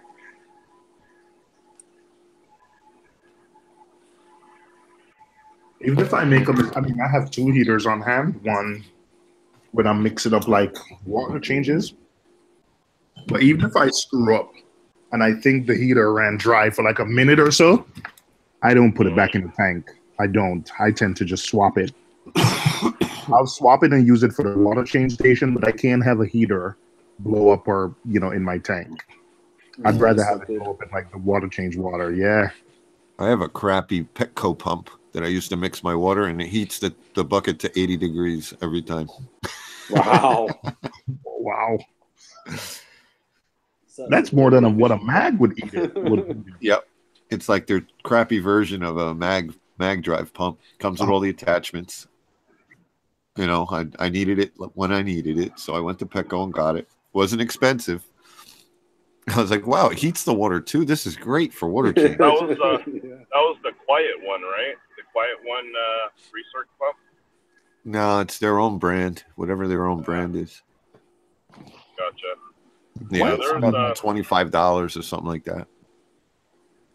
Hey, click clacks. I think the other heater was Phoenix. I like Phoenix heaters. They're not Blue as balls are all right. Blue balls are okay. Yeah, Phoenix has a couple of different ones, but I like the one with the analog controller. I like setting that one analog and then having my Apex sort of turn it on and turn it off. I set it for like, 79 degrees analog, and then I set the Apex to turn it off a little below that. I've never had Eheim Reefkeeper saying he never had them fail. The thing is, they're so big, and I've never had one fail. I've had one fail, and it cooked my tank. But that's also, I think, I can't totally blame it on the heater. I think it's because it probably ran dry one time, and I still used it. Because I had an inkling that it was out of water. I took it out of the tank and forgot to unplug it, and it was sitting there for a few minutes. So I think it failed because of that. So that's the one time I cooked my tank and I said, I'm going to get a controller. But I can't totally blame it on the heater. I think it was part of me. The little thermostat inside, once it gets too hot, like out of your tank issue, then it's all uncalibrated. So you kind of have to screw around with it after that. And that was the end. It cooked my tank. And yeah, if you overheat them, they need to be calibrated again.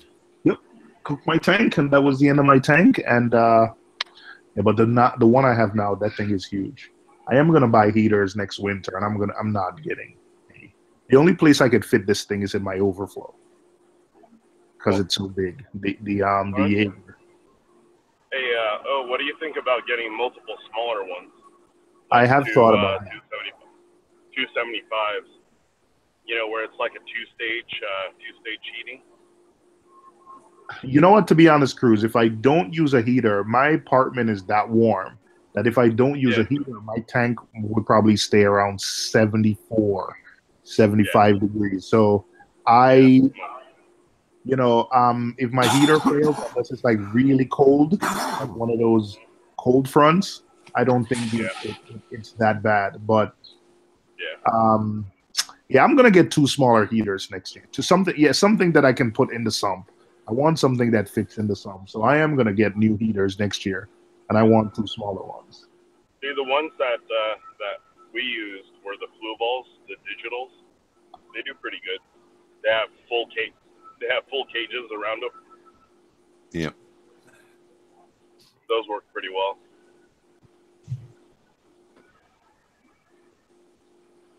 And they're pretty accurate too, plus or minus. I think it's like half a degree. Pretty good. And I have a nice calibrated thermometer that I can always use to double check. Yep. And the only thing with those cages, though, you know, the plastic cages around those heaters, you have to make sure that you have good water flow around it, like through it. You know what I'm saying, though? You have to have water going through the cage, the plastic cage. Oh, for the Phoenix ones. For the ones for the flu ball ones also. Anything with that plastic covering, you have to make sure that you have good flow through it, because that cage does dampen a lot of the flow.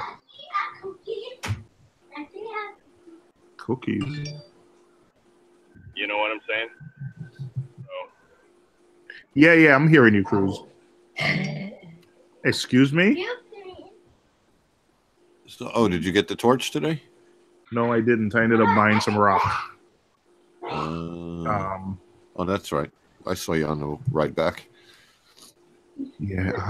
You know what I just realized? Geez, this Neptune's pump is way louder than the pump I replaced it with. They're available on the weekend. Oh, maybe we'll take a ride out. That's my son. That's like my 5-year-old. I don't know what he's doing. Excuse me.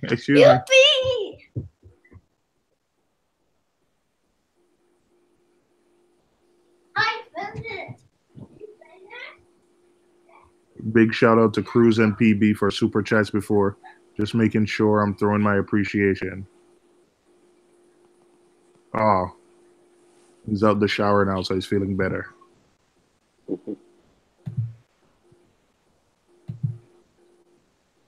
Yeah, this Neptune Systems pump, I can tell you right now, right off the bat, maybe it's just my installation, but it's not as quiet. It is no way as quiet as the Vector pump. No way. Maybe it's just mine, but it's not.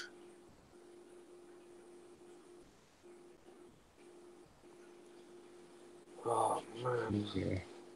This thing, I hear this. I mean, it's not loud. It's not like the CoroView pump. Not that loud, but I can hear, as I'm sitting here in my living room, I can hear it. I can hear the tank rumbling. It is definitely louder. I can hear something on the headphones, actually. You really do hear that? I hear something and it's pulsing a little bit every once in a while. It's doot, doot, doot, doot, doot. It's a background noise. I don't know if it's your pump, but I do hear something. What's up, Fin Time? He's got his check mark out. Hey, Fin Time, you already got the wrench, man. He wants to be verified, certified, whatever it is. Yeah, I do hear that too, Dave. I'm a mute. I don't think it's me with the humming. Is it me? Oh, that's the Orphic lights? That loud? No, I'm vibrating.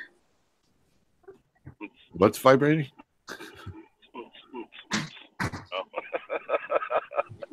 Was it me? Yeah, it went away. What did you say was vibrating? No, I wasn't trying to go for a joke, but what the hell? It's out. I just didn't hear what he said. What are you playing actually. around with, Nick? What are you playing around with? Can you hear it? Click clacks. Do I think 200 watt is too big? Phoenix 200? I think they recommend it for a 60 to 80 gallon, so I think it's fine. It depends on how cold your place is. If you think you need to, what they recommend, or you could undersize a little bit. Like I said, my place is warm, so I tend to undersize. I think he's Carolinas. I don't know, North, South Carolina, if I remember correctly. So, but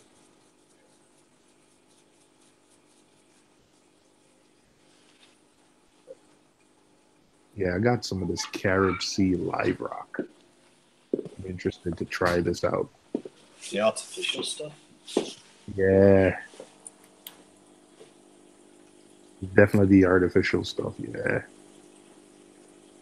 I'm gonna take out the entire left side, aquascape, and sort of re-aquascape it.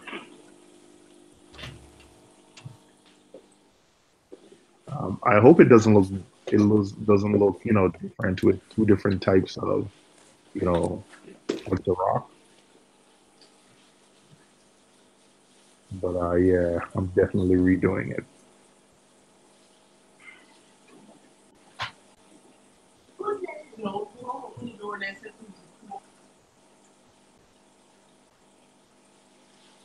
Hey, Cruz, I'm running my bubbling right, and my shrimp are going mad in the tank. Is it because they're going loosening crazy. up stuff? Yeah, they're like. Yeah, he's not like crazy. They're like. It looks like I don't know whether picking it's up loosening stuff off of the rock, but they're clanging all over the rocks, like picking at stuff. Yeah, they're trying to pick at the things that are floating by them. Remember, they have the sextocular vision.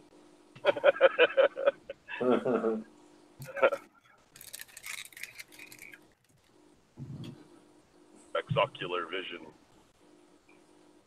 Yeah. These cleaners from me getting huge. Yeah, they like picking things off in the water column if they can. Daniel-san with chopsticks.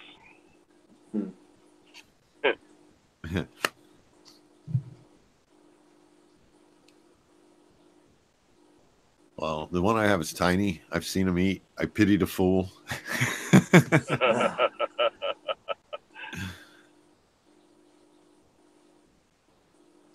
Which is probably why I'm going to call him Clubber Lang.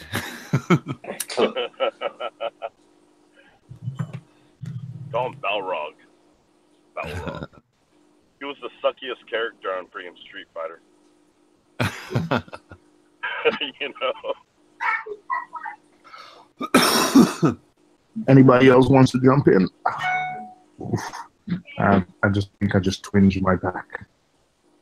Twinged? I hate that, I think. Somebody's saying, Dano, somebody tell Nick that I got the pair of Gyre XF250s and they work sweet. He doesn't even have to run them about 50% to lift the crap off the sandbag. Oh, who was that? Dan O. I don't know. Yeah, they're good pumps.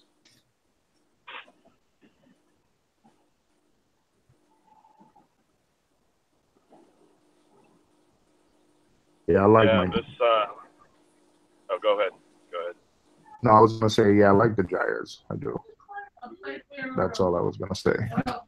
Oh, I like the J-Bo still for the price point because I don't have to clean them. I just toss them. After a year, I toss them. After a year, I toss them. Keep the wet side. I'm not gonna keep the controller. After like a month after you clean them, they get nice and quiet. Yep, then they stop working for some odd reason. I clean mine when it's purple. Nice. You have the J-Bos? Yeah, I have the PP8. I love it. Yeah. Those ones are they're pretty powerful for their size. Oh yeah. Oh yeah, they move water. I keep it on third dot. Yep. Third dot and pulse. Yep. Third dot and pulse, and I got the auto feeder right under it or right above it. Oh, nice. So broadcast feed right there and then. Hey, how we doing? It said it's at Acreon. The glass is not tempered. I don't know what size tank you guys are talking about, but I've heard that the Acreon tanks sometimes could be tempered or non-tempered, depending on what glass you have at the time. So it's best to, I think Dave has a video on how to check to make sure a glass is tempered or not tempered. I think I watched it a couple of times. You But have to test. You have to test Aqueon if you're thinking of drilling it. yeah. Yeah. Have to. Unless, oh, 55, it's only tempered on the bottom. I was like, nope. oh, you've tested a 55 and it was tempered on the back panes too? I tested my 55 and I was glad I did, because the one, what's the front now, I was going to use as the back. Not that it matters, but one large pane was tempered and the other was not. So I got lucky. Hey. Now when I go buy a tank, I bring my polarized glasses and check them before I buy them on the $1 per gallon sale.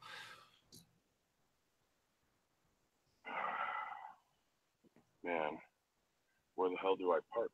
It's whatever they got laying around. And if you ever look, if you've ever taken apart Aqueon tanks, there's a lot of common size panels throughout the tanks. Mm-hmm.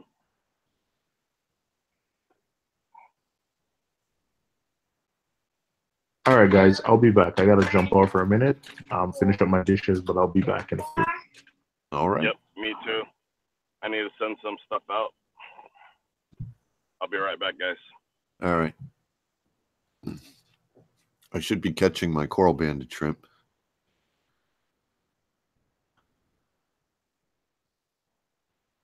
But I removed my stylo this morning, the main colony off the rock, and that became, I had to do some fragging after that, some accidental fragging.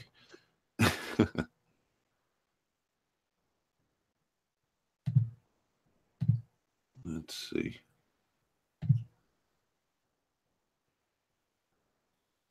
Yeah, it's some STN going on. Everybody left me, Paul. Oh, FinTime wants to come in?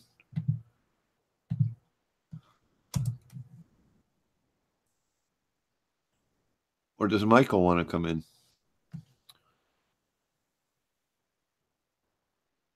Howie, there's really nothing to research. You need to test it. Because even if you called Aqueon, I sent them an email and they replied that they can't tell you what they use. They use what's on hand. So sometimes it's tempered, sometimes it's not. But it's real simple to do. Pair of polarized glasses and an LCD screen, even your cell phone, and you'll know they're polarized. You can watch the video. There's other videos on there. You don't have to watch mine. But if you there's a way to make sure they're polarized glasses. It should black out on a LCD screen. And then do that in the tank. And if it doesn't black out, if it blacks out, then you know it's polarized. So then you put the screen in the tank have the glass between the glasses and the screen. And if it doesn't black out, then it is tempered. If it blacks out the same as it does without the glass in between, then the glass is not tempered. If that makes sense.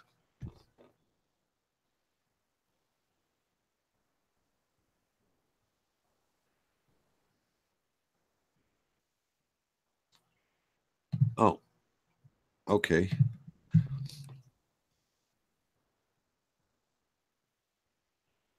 I had 3D glasses. They didn't seem to work.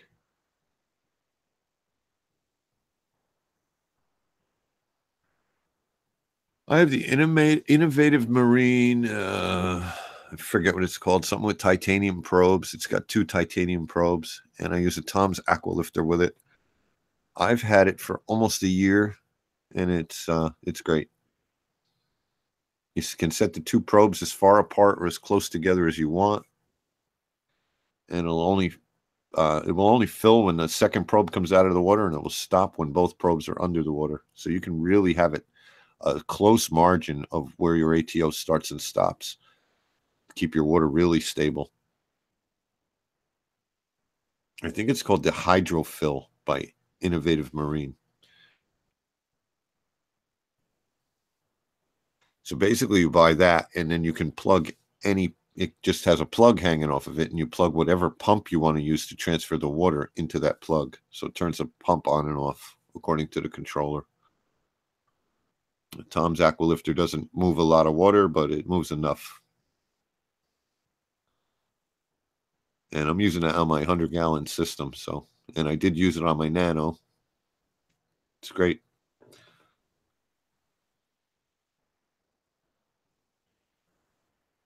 What's up, Jeeves? Here's a link. Somebody wants to come in. I'm not sure how long I'll even be here.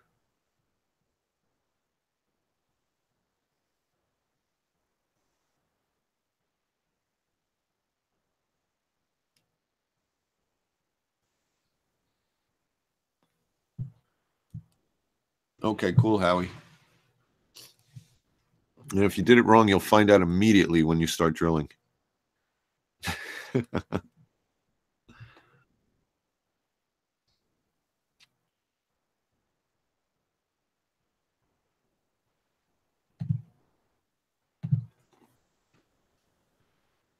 So let's see. Maybe I can pull up that little video. I uploaded it to YouTube. I didn't edit it or anything. It was just for purpose of showing on the live stream. Let's see if I can find it. Boop, boop.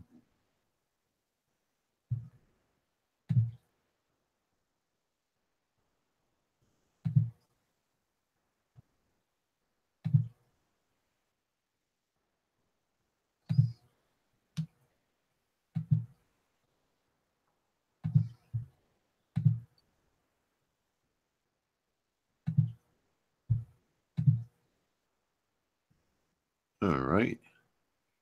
So here's a tank. My new yellow tang over there. Algae plenty up there. But yeah, I removed this because see it has STN in it. The inside of this stylo is all white. It was up here on this rock. That's the base of it. It was tough breaking it off. See, it still have polyps on the outside. Lost this acro. I was really upset about this. This acro was probably when I bought it, it was about just this little tip here. And it grew into this. And it's green, and it always had great polyp extension, almost like a millie. And this is what happened. Now, I don't know what happened to it. I had an auto feeder right above it for a little while. Just actually a day. And I realized when it fed, it dropped it right into this stylo. So it was either that, or it was when I was refilling my ATO and it stirred up the Kalkwasser slurry and it called for ATO right there. So something unstable happened. Or it could be bacterial, because this one went and then it took out this guy. And then you can also see on the red Monty, look at all that. So I definitely wasn't happy about it. The other thing it may be, let's go back, and these are rogue green star polyps that have been on this rock the whole time. So I don't know if green star polyps can sting a stylophora. Maybe they're coming under it, stinging it out. But I think it's a bacterial thing. I'm really not sure. But I had to get in there with my large tweezers and pry it off to break it. And in doing so, I broke up some of this bird's nest when it finally gave. And I took a chunk off of this guy too.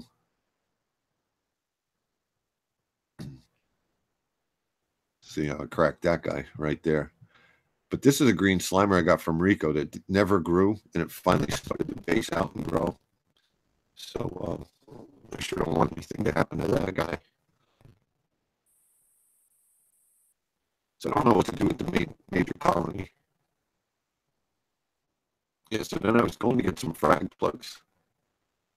And I'll show you what happened next. I go down into my sump. I have a little door behind my tank.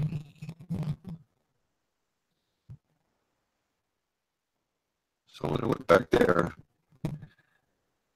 I keep frag plugs and all kinds of stuff down in here in a turn shaper, which I can't see from the front. There's my cleaner S. Happy as can be. So I got my cleaner S back too.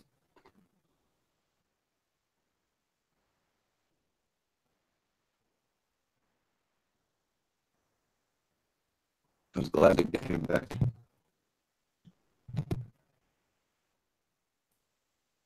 Anybody else want to come in here? Dave, you said your green slimer was slow to start, but then it took off. Oh yeah, for months. Yeah, I think that's the same thing I'm having with my little frag I got, because I've had it a few weeks now and it hasn't grown at all, but it's still there. It just won't grow. Right, it was actually losing color underneath it. It was always nice and bright green, but the underside of it with the Mars Aquas was actually starting to lose color. Once my tank got stable and matured, it seemed to take off. That's when I started using the Miracle Mud, the fuel, and the Reef. I don't know if any of that had to do with it, but now it finally based out and it's actually growing, polyp extension and everything. I think Rico said it took his a year to start growing when he got it. And this is a piece of that one, so it's good news. As long as until it turns white and grows algae on it, I give anything a chance,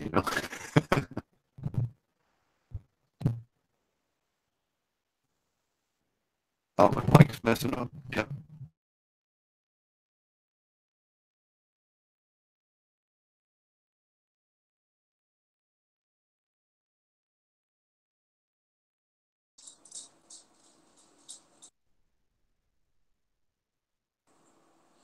Yeah, like I said, mine looks good. I mean, it's still bright green. It's not going anywhere. It's staying the one little lonely piece.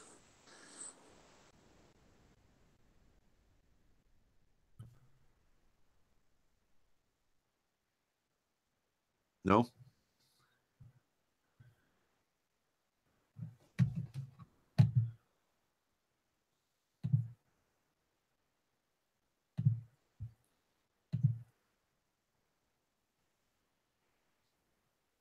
Having technical issues here.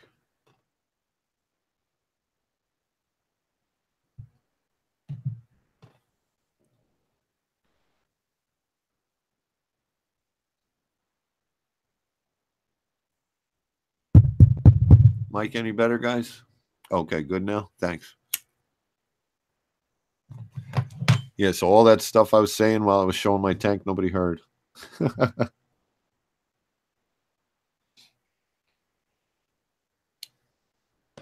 I heard most of it. The part that started breaking up was after I asked you about your green slimer again. Oh, okay. No, Paul, I don't really want to start a stream. I got work early in the morning. So I'll hang out here for a little bit. Got a few things I got to do downstairs. I got to catch that coral banded shrimp. I don't know what I want to do with them. Maybe I'll bunk them up with the mantis shrimp, see who's who.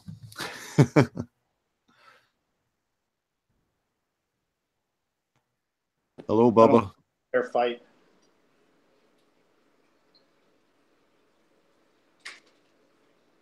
Well, the coral bandit is huge. He's really, I mean, with the antennas and everything, the spread on his arms when he's there he's big. He's a big guy.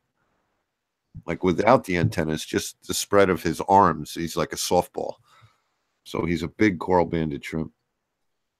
And the mantis is just a little guy, but I tell you, when he hits the tongs, the tweezers, when I'm feeding him, you can feel it through your fingertips. See, I've got a coral banded, and that's what I've heard from a few people, that the blue ones stay a lot smaller. They stay really small. With the blue belly? Yeah. Nah, this guy's got a blue belly.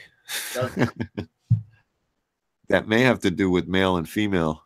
I don't know. I don't know a lot about him, but I know he looks like he's trying to attack fish. He may just be trying to clean them, but he's definitely not a cleaner shrimp, even though he's classified as one. He's a great scavenger. At night when I'm target feeding the coral, he always tries to grab a hold of it, and once I let him do it, and he just loved it. He held the end of the target feeder like a baby holding a bottle.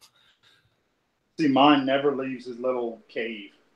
He's only about the size of a little bit bigger than a quarter. About the size of a quarter. Mm-hmm. But he's got his little rock cave he hides in, and he never comes out. My blood shrimp's like that. Somebody said if I get another one, they'll come out more. if you get a pair of blood shrimp. Because the blood shrimp in the nano only comes out when I feed.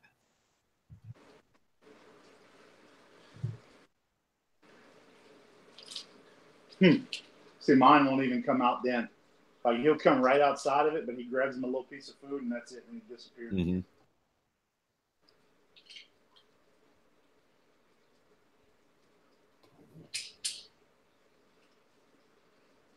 Yeah, so I don't know what to do with that big stylo colony. I just don't want it to hurt anything else. Maybe I'll just leave it all together. I know when you move a whole colony, it gets different water flow and lighting. It doesn't like it, but it's already crapping out. And I don't want it to take out anything with it. And my tank's getting a little crowded. I have another piece of the same coral on the other side of the tank, and it's fine. Hmm. It's kind of the same height from the lights and everything, so. And it's almost growing with a Pasillipora. So, they're not stinging each other. Right. So it might have been those little rogue green star polyps. I didn't think green star polyps could hurt SPS. You think they could? I don't know. I didn't think they could. Yeah.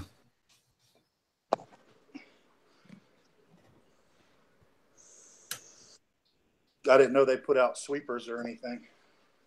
No, they some of them can sting things, but I'll put the bubble coral up there and find out.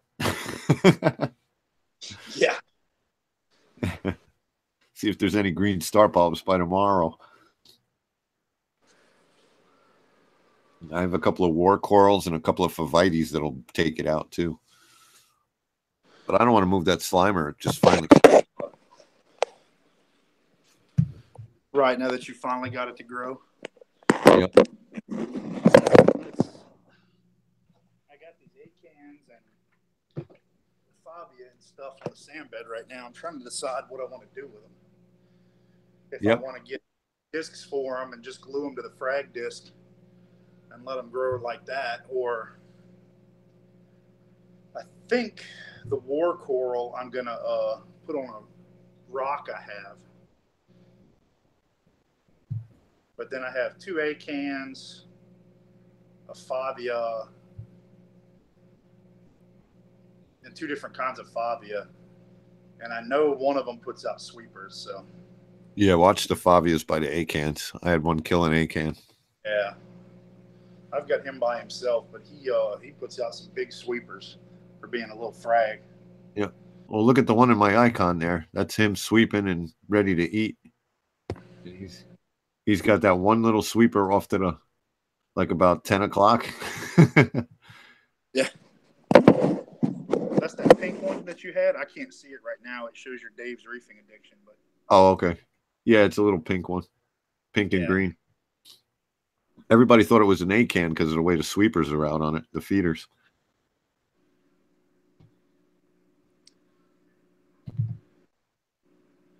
I picked up a red and blue acan, but now that I'm looking at it, it actually has a little bit of green in parts of it. That's cool. Sometimes they just look different when they get them home under your lights. Yeah.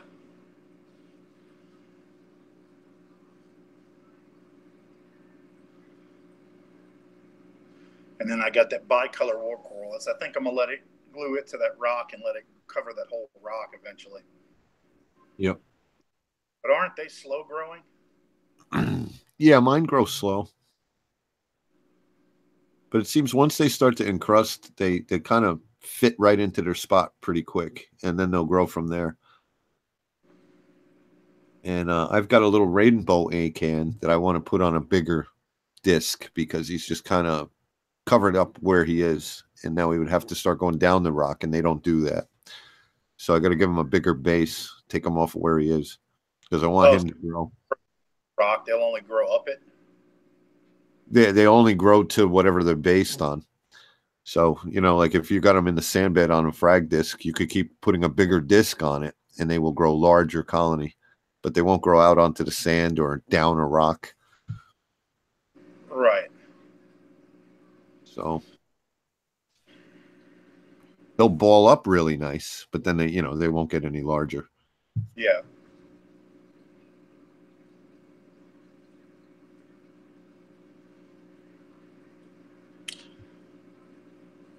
I just don't know what I want to do. Yeah.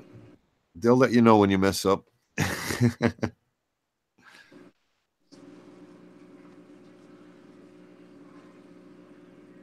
Yeah, I went and bought a bunch of cheap frags, and when things died, I'd just go buy more frags. And now that they're growing, I'm rethinking it. It's like I shouldn't have bought all these green corals because, I could just bring them back to the LFS as colonies, and I don't know what they would do for me. Or I could frag them up, and but I don't want to sell frags. Right. So choose wisely. But now that I know I can keep stuff alive, I guess I can move along. You know what I mean? Buy something a little more expensive, get some more Rico frags in there, get some color. Right. Well, that's what I've done. I picked up these cans for $8 or $10 a pop. Mm-hmm. The War Coral was 10. The Favia was 15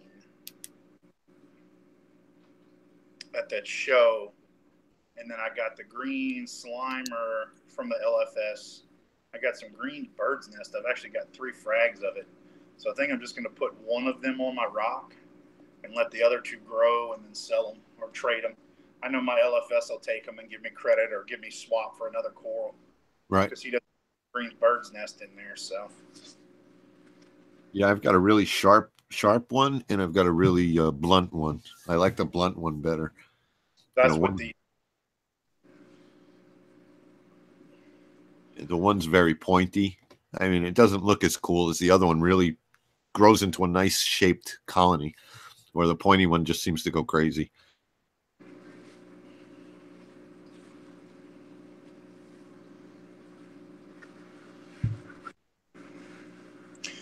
That's one of them. One of them's actually green, and then one of them's got green tips, and the other one you can't really see the polyps, so I don't think it's too happy with lighting right now.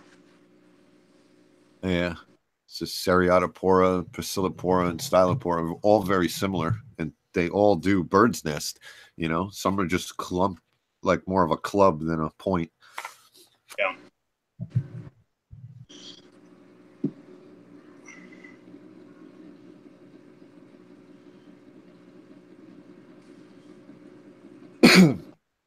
But it's all cool. Favia and acans. There are so many different subsets to me. I'm still newer to them.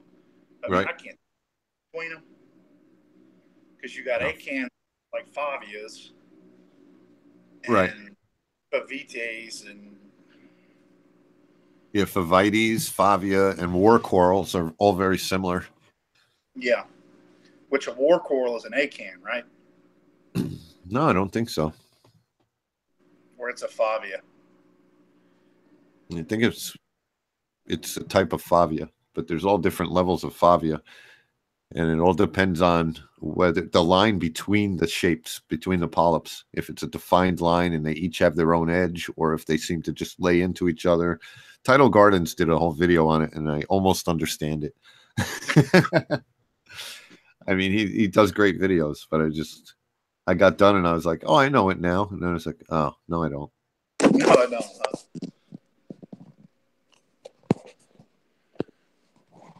Dr. Welsh says it's a Favites pentagona RE war coral.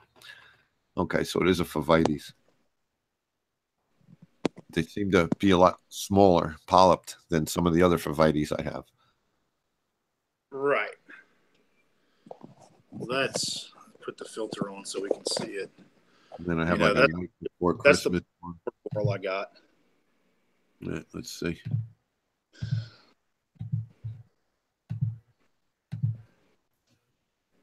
I know I was showing it earlier, but since we're talking about it, it's bicolor war coral, red and blue with green mouths. You put it higher in the picture. It's all the way down at the bottom for me. There you go.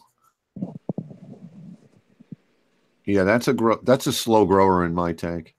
Yeah. So now I've got the acan next to it. Yeah, again, you're too low. What? When you're showing them down at the bottom of the screen, I can barely see them. Okay. Yeah, you've also got everybody who's joined under there too. Gotcha. Yeah. This A-can. But then Paul and Nick and them told me that was a Favia in the back. Yeah. Like purple.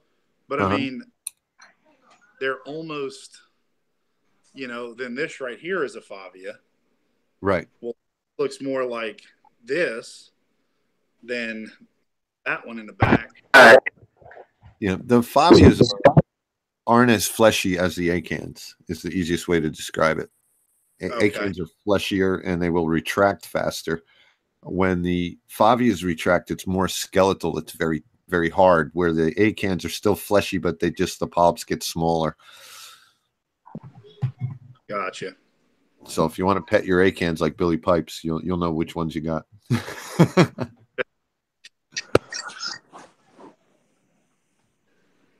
And then I got a Blasto that I think I finally found a place where it's happy, and that's in the shade. Yeah, they're not high light. Feed them too. They're not very high light, and they like to be fed, the Blastos. Ooh, he's finally out with me sitting right here. He's working. There he goes. He's only been here a few days, and normally when I come, sit by the tank, he runs. Mm-hmm. He runs and hides under this right-hand rock. So he's out a little more now with me here. I got a huge one from us, Risa, and today I put a frag rack in the tank, and he just claimed it. He just sits on it and sunbathes now. Hey, Reef Jeeves, you got some nice coral in that tank, man. Thank you. You got a Kessel? You got a Kessel over that thing? No. See the shimmer?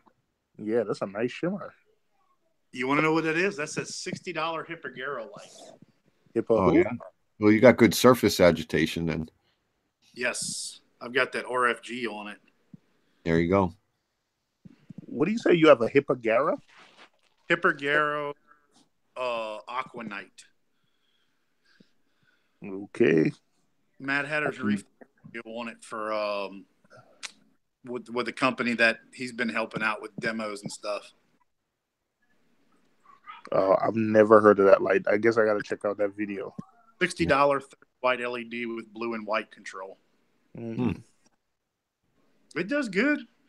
I mean, I don't know if it's going to be enough for my SPS. I have them extremely high up in the tank, right under it almost. But I've actually been thinking about putting a second one. Yeah. You don't have a par meter? No, I don't.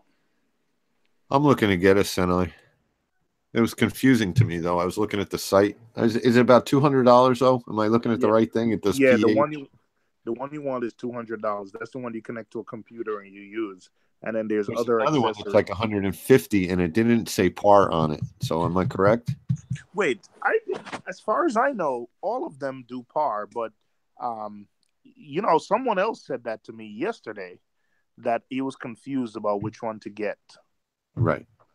Oh, there's one called a Senai Home Aquarium Monitor. Oh, right. shucks. I don't think that's par. Oh. I think that's just pH and whatever else it does.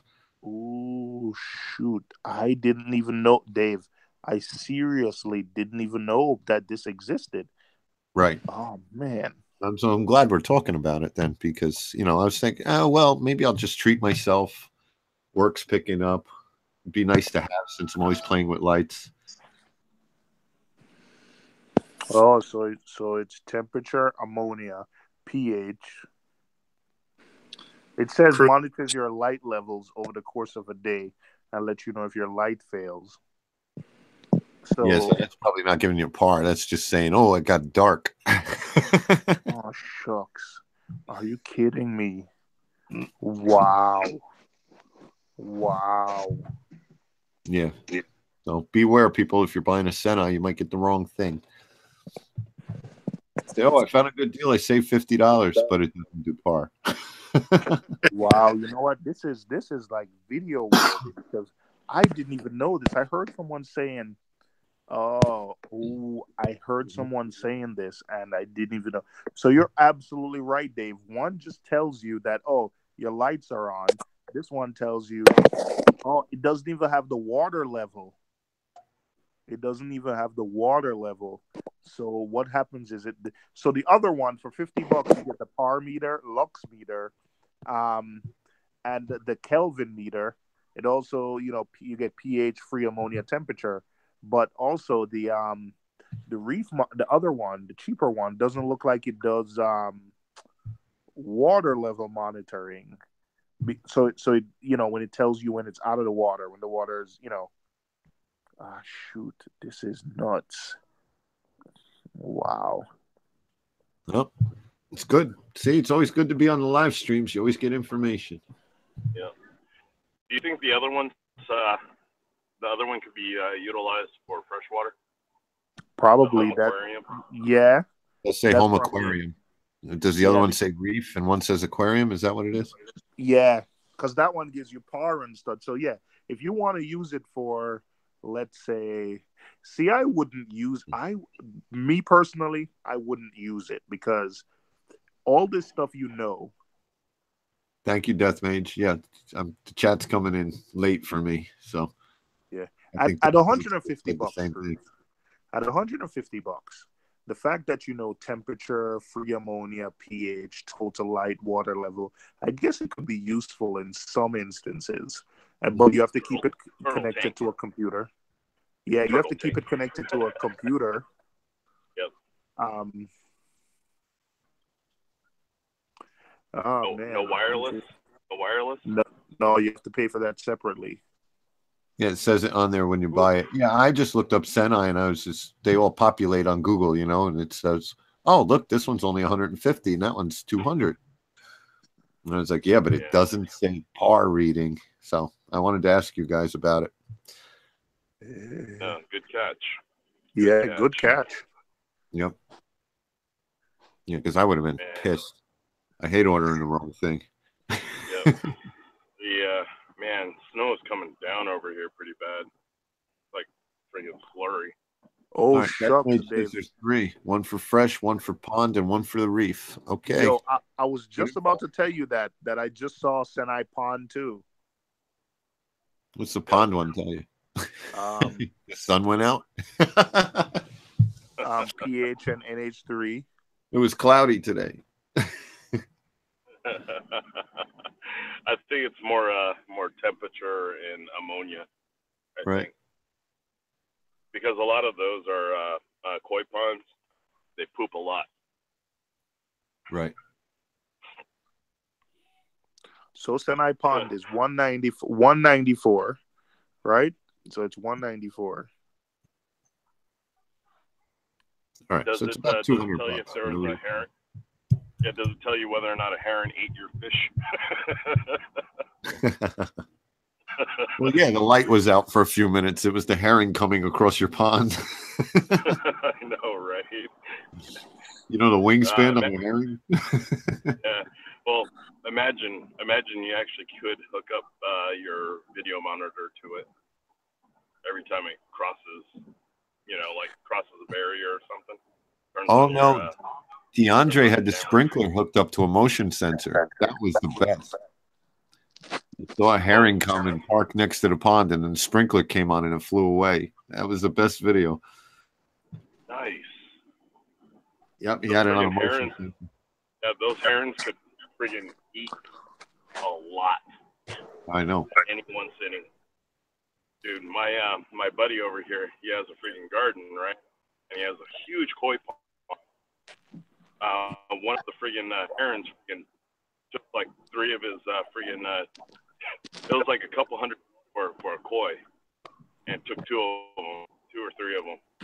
He couldn't find the other one, unless one of the raccoons took it, because those raccoons they're no slouch at fishing either. Oh, I know. They're freaking crazy, man. In Vernon, my friend dug a pond, and he came out in his backyard and saw a bear sitting in it. He filled it in about a week later. He's like, yeah, we're not doing that. Appalachian bear, huh? Yep. One of those eastern mountain bears. Yeah, Black they're bear. pretty crazy. Yep, black bears. They're cute. When We they're used to pull small. in the driveway, see them eating in the garbage can. They'll take a peanut butter jar and make it look like it went through the dishwasher. I mean, Oh, they just freaking lick until it's all gone. Yep. Have you seen a bear in a cornfield? Like a human, they'll sit there and pick ear after ear, pack it in their arm till they get an armful, right? They start walking off on their back legs, carrying it. If he Yep. drops one, throw them all down and go back and start picking again. Damn. Yeah, what a waste. He won't bend down and pick up the one? Nope. Use them He'll all and go back. Time to snooze notifications again. CJ said he figured it out. Boom, CJ. So he sent us a message. Did you figure out how to import settings, CJ? He figured out how to box it up and ship it back to them. He said, "If only I didn't plug it in, shaking my head." Yep. Sorry, CJ. Just a word to the wise. Anybody tuning in late? Aquabus gives you 12 volts. USB gives you 5 volts. Don't mix them up. Yep. You could go and burn something. Yep. Is it really that much? Yeah, it's 12 the volts, big difference. 12 to 5 volts is the difference. Even though they plug in the same and they look like they'll work, you can't just play switchboard operator. Read your instructions. What are those? Yeah. They have them online now. I'm kidding. I read. They have them online now because you notice when you buy some stuff, the instructions are horrible. Go watch a YouTube video before you plug something in.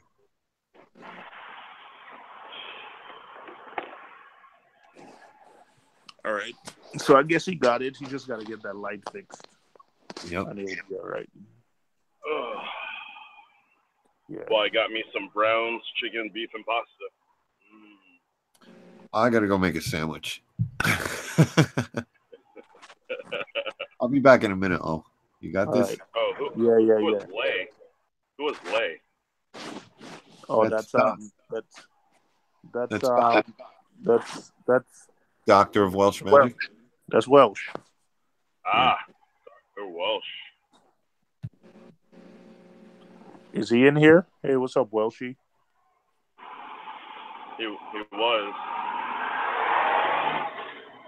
Yeah, Welshie has been. Yeah, I hurt my back. I think I hurt my back.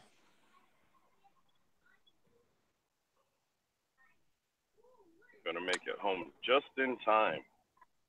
See you guys, 2.5 hours. Told you.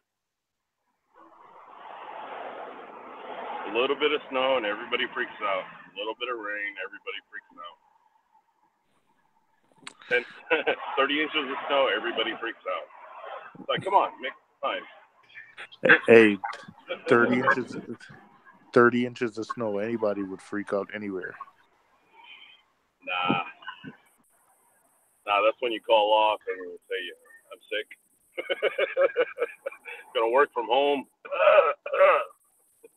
Hey, what's up, fellas? That OG? Hey, what's up, OG?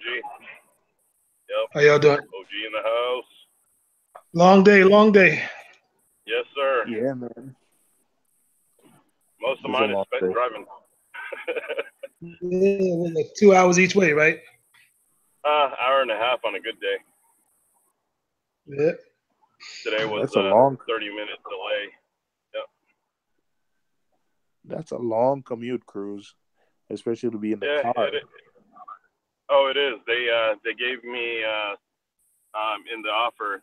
They made sure that they're going to pay for my tolls too, tolls and gas in my salary.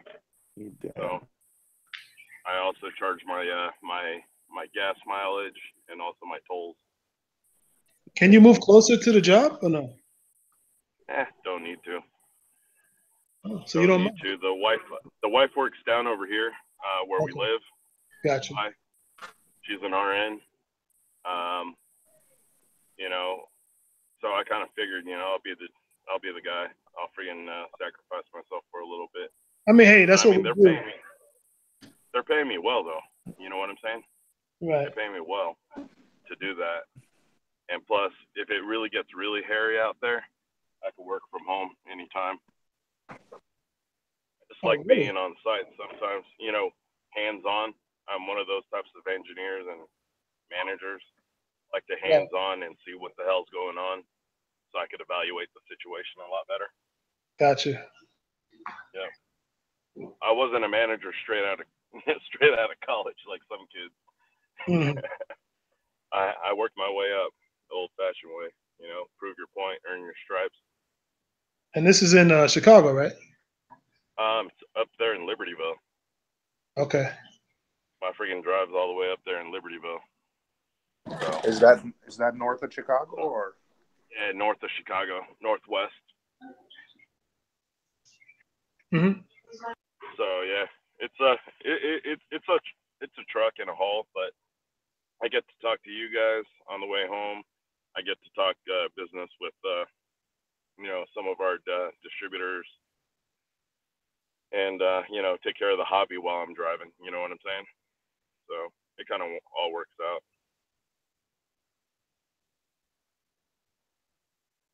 You take care of hobby stuff when you're driving? Yeah, I take care of the hobby business when I'm driving.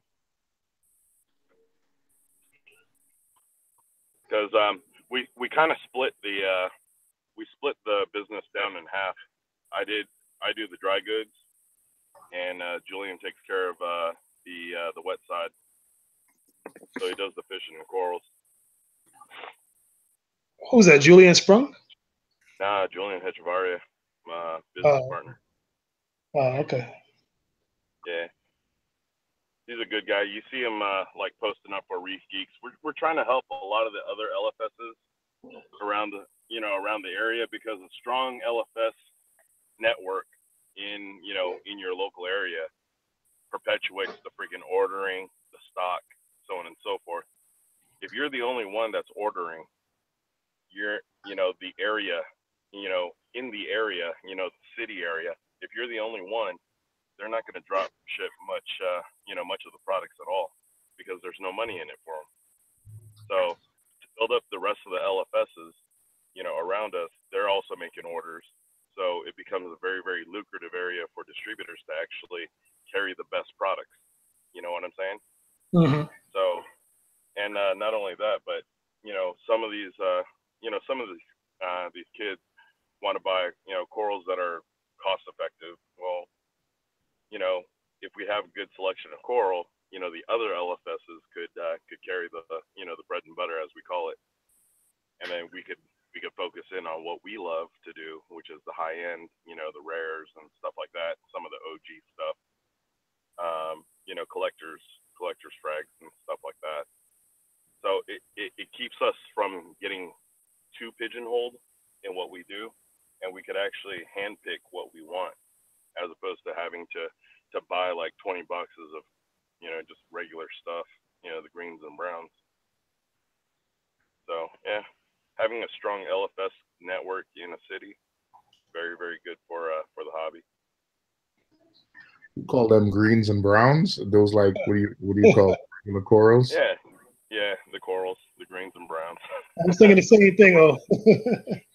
Yep, we call them bread and butter. The beginner corals. The stuff that doesn't die, regardless of what you throw at it. The greens and browns. Yep. Hey, you saw that video Reef Builders did? He went to see unique corals. I saw that. Who, Jake? Jake? Yeah. I saw that. I saw the video. Why you suck your teeth though? Man, because I don't really want to see nothing with Triton these days, man. Are you hurting? I'm annoyed. He's annoyed. Oh yeah, you got your stash, right? Oh, well, I got my stash, but I still feel for the people who don't. Listen, I could always get. Listen, man, I got friends, Nick, Woody, Paul, that are willing to like help me out and send me Triton. where I'll never run out. But of course, I still feel for the people who don't have these connections, you know, who couldn't get it, who doesn't have like the network here, you know, like Reef Keeper texted me Monday and said, yo, oh, they got it in stock, you know? Right. And that caused me to keep an eye on stock and then order it. But, you know, what about regular people? So I still feel bad, man. I don't care who gets the blame. Right now, I don't even care in the background who gets the blame. It's just from the distributor to BRS to whoever, man.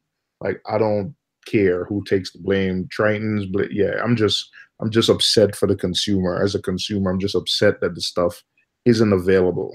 And it's been like 3, 4, 5 months now. So, you know. And what's the reason that they can't keep it in stock?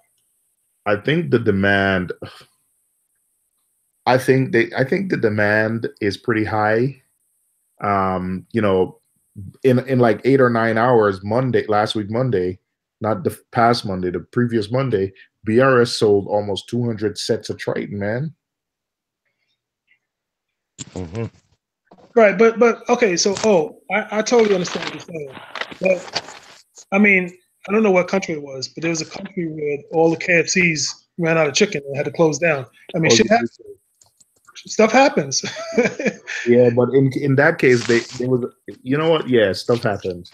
You know, in that case, it was hilarious. What happened is they had a warehouse that didn't pass inspection, and that's the warehouse that distributes chicken to all the KFCs. So then, you know, that went down. So, yeah, that's actually hilarious. That was hilarious. Yeah, and my point is, if you can run out of chicken, you can run out of Triton. You can run out of Triton. But here's what my thing is, you know, is if at the point when you're a customer and the customer is willing to give you the money and you don't have the product to give them, that's going to cause them to go somewhere else, OG. Hey. Hey, man, listen, man, I got no skin in the game. It's not like I have any connections, so I'm not hurting either way. What I'll do is I'll just switch to like a different It's not like I have an investment in Triton where I'm trying to force it. I just like the prospect of no water changes, you know? And you could do that on other methods, but, you know. What is that guy, Unique Coral? What's his connection to Triton? Unique Corals, I think he's the U.S. distributor. He owns Manhattan Aquarium. He's the U.S. distributor. Yeah, he does the ICP testing. Yeah, that's Joe Scabaretta, right? Or something like that. Yep, and he also Unique Corals also does the a lot of the UK products, you know, such as the Ultra Reefs skimmer. Yeah, Paul has. Yep, the Ultra Reef. I have an Ultra Reef reactor, so they import Pax Bellum. They're also the distributor for it. Yep. Yeah, there's a only couple. problem is that you don't see them promoting it. You know what I'm saying? Listen, man. We ain't gonna talk about that publicly, man. Listen, man. I know him. I know Unique Corals. Listen, I man, asked him if he it's needed not like help. I'm not trying to bash them. It's just that, you know I go to Manhattan Aquariums all the time, so I tell them like, bro, y'all need to promote this stuff. No, that's one of the things, you know, that I mean, why would I bring them up if I wasn't going to tell people, you know, who they could get it from or what they're carrying? if I really wanted to rag on them, you know what I'm saying? I was just saying, if you guys want some of the stuff, Unique Corals got it. They do the ICP testing. You know, they also carry good products. Just you know, you don't see it on Facebook. You don't see it on social media too much. But no, they're good guys though. Yeah. Yep. Good guys. Yeah, I have a Pax Bellum, man, and I absolutely love it. I think it's expensive. I think it's one of those things where it's ridiculously expensive. Yeah, that's they were asking us to carry it too, and we're like, say what? How much? Yeah. How much stock? And it's like, it gets expensive. I mean, people think that, oh, well, why don't you carry this? Why don't you carry that? You know, as a store. And we're like, well, you know, if it's just sitting on the shelf, it doesn't make us money. You know, Right, you got to special order that. You can't just have it laying around. Yeah, and on the website, Correct. they don't even have the right price. Like this thing is like $550. And oh, now, yeah, What is the Pax Bellum? What is that? it's like a type of reactor type. It's type of Chaeto reactor. Can't you make your own Chaeto reactor? Oh, absolutely, you can make your own Chaeto reactor. Yeah, they do have this down to a science, though. Oh, listen, man, I'm telling you right now, the Chaeto the Pax Bellum works and works well. Oh, Dave is making that. Dave said the Pax Bellend, but the Chaeto reactor, the Spectrum or what? But their stuff, I've used it, and let me tell you, if I connect it to my system now, OG, within like I have it. I shot a review for it. I just need to do some voiceovers. I didn't get the review out yet, but every week I pulled like every 2 weeks, 2.5 weeks, I pull like a third. I pull like a half to a third pound of Chaeto out of it, and that's after I shake it. Like, I'm not saying there's no water weight in it, but that's after I shake it off, put it in a bag, and then weigh it. So you get a third. You know how much Chaeto that is to be picking out every 2 weeks? Only on and it's in a small reactor. I'm pretty sure it would grow more, but that's part of, you know, the physical limitations of the reactor. But there's something about these. I don't know if it's the spectrum or what that absolutely grows Chaeto, or is it type of lights? I don't know what it is, but yeah. So these Pax Bellum reactors, they absolutely work. But I think also it's the Skims one. The Skims one probably works just as well. Or if the Skims one, which is like half the price, gives you 90%, 95% of the work, I mean, is that extra? It's sort of like, I've been talking about this like little experiment I've been running with refugium lights, just based on the fact that the Kessel H380 for $300 is like the best. Yeah, BRS test says it's the best, but if you consider it the best, there's other lights out there that, you know, give you more par, same spectrum. Spectrum is a little bit off, the PER's a little bit off, and instead of paying $300, you could pay $50 or $60. So, is it really worth paying $500 for a Pax Bellum versus building your own, or versus spending $200 on a Skims? No, you could the $500 you spend on a Pax Bellum, you could spend $300 on a decent skimmer and then $200 on a Skims, and you have better filtration for your tank than the Pax Bellum. Gotcha.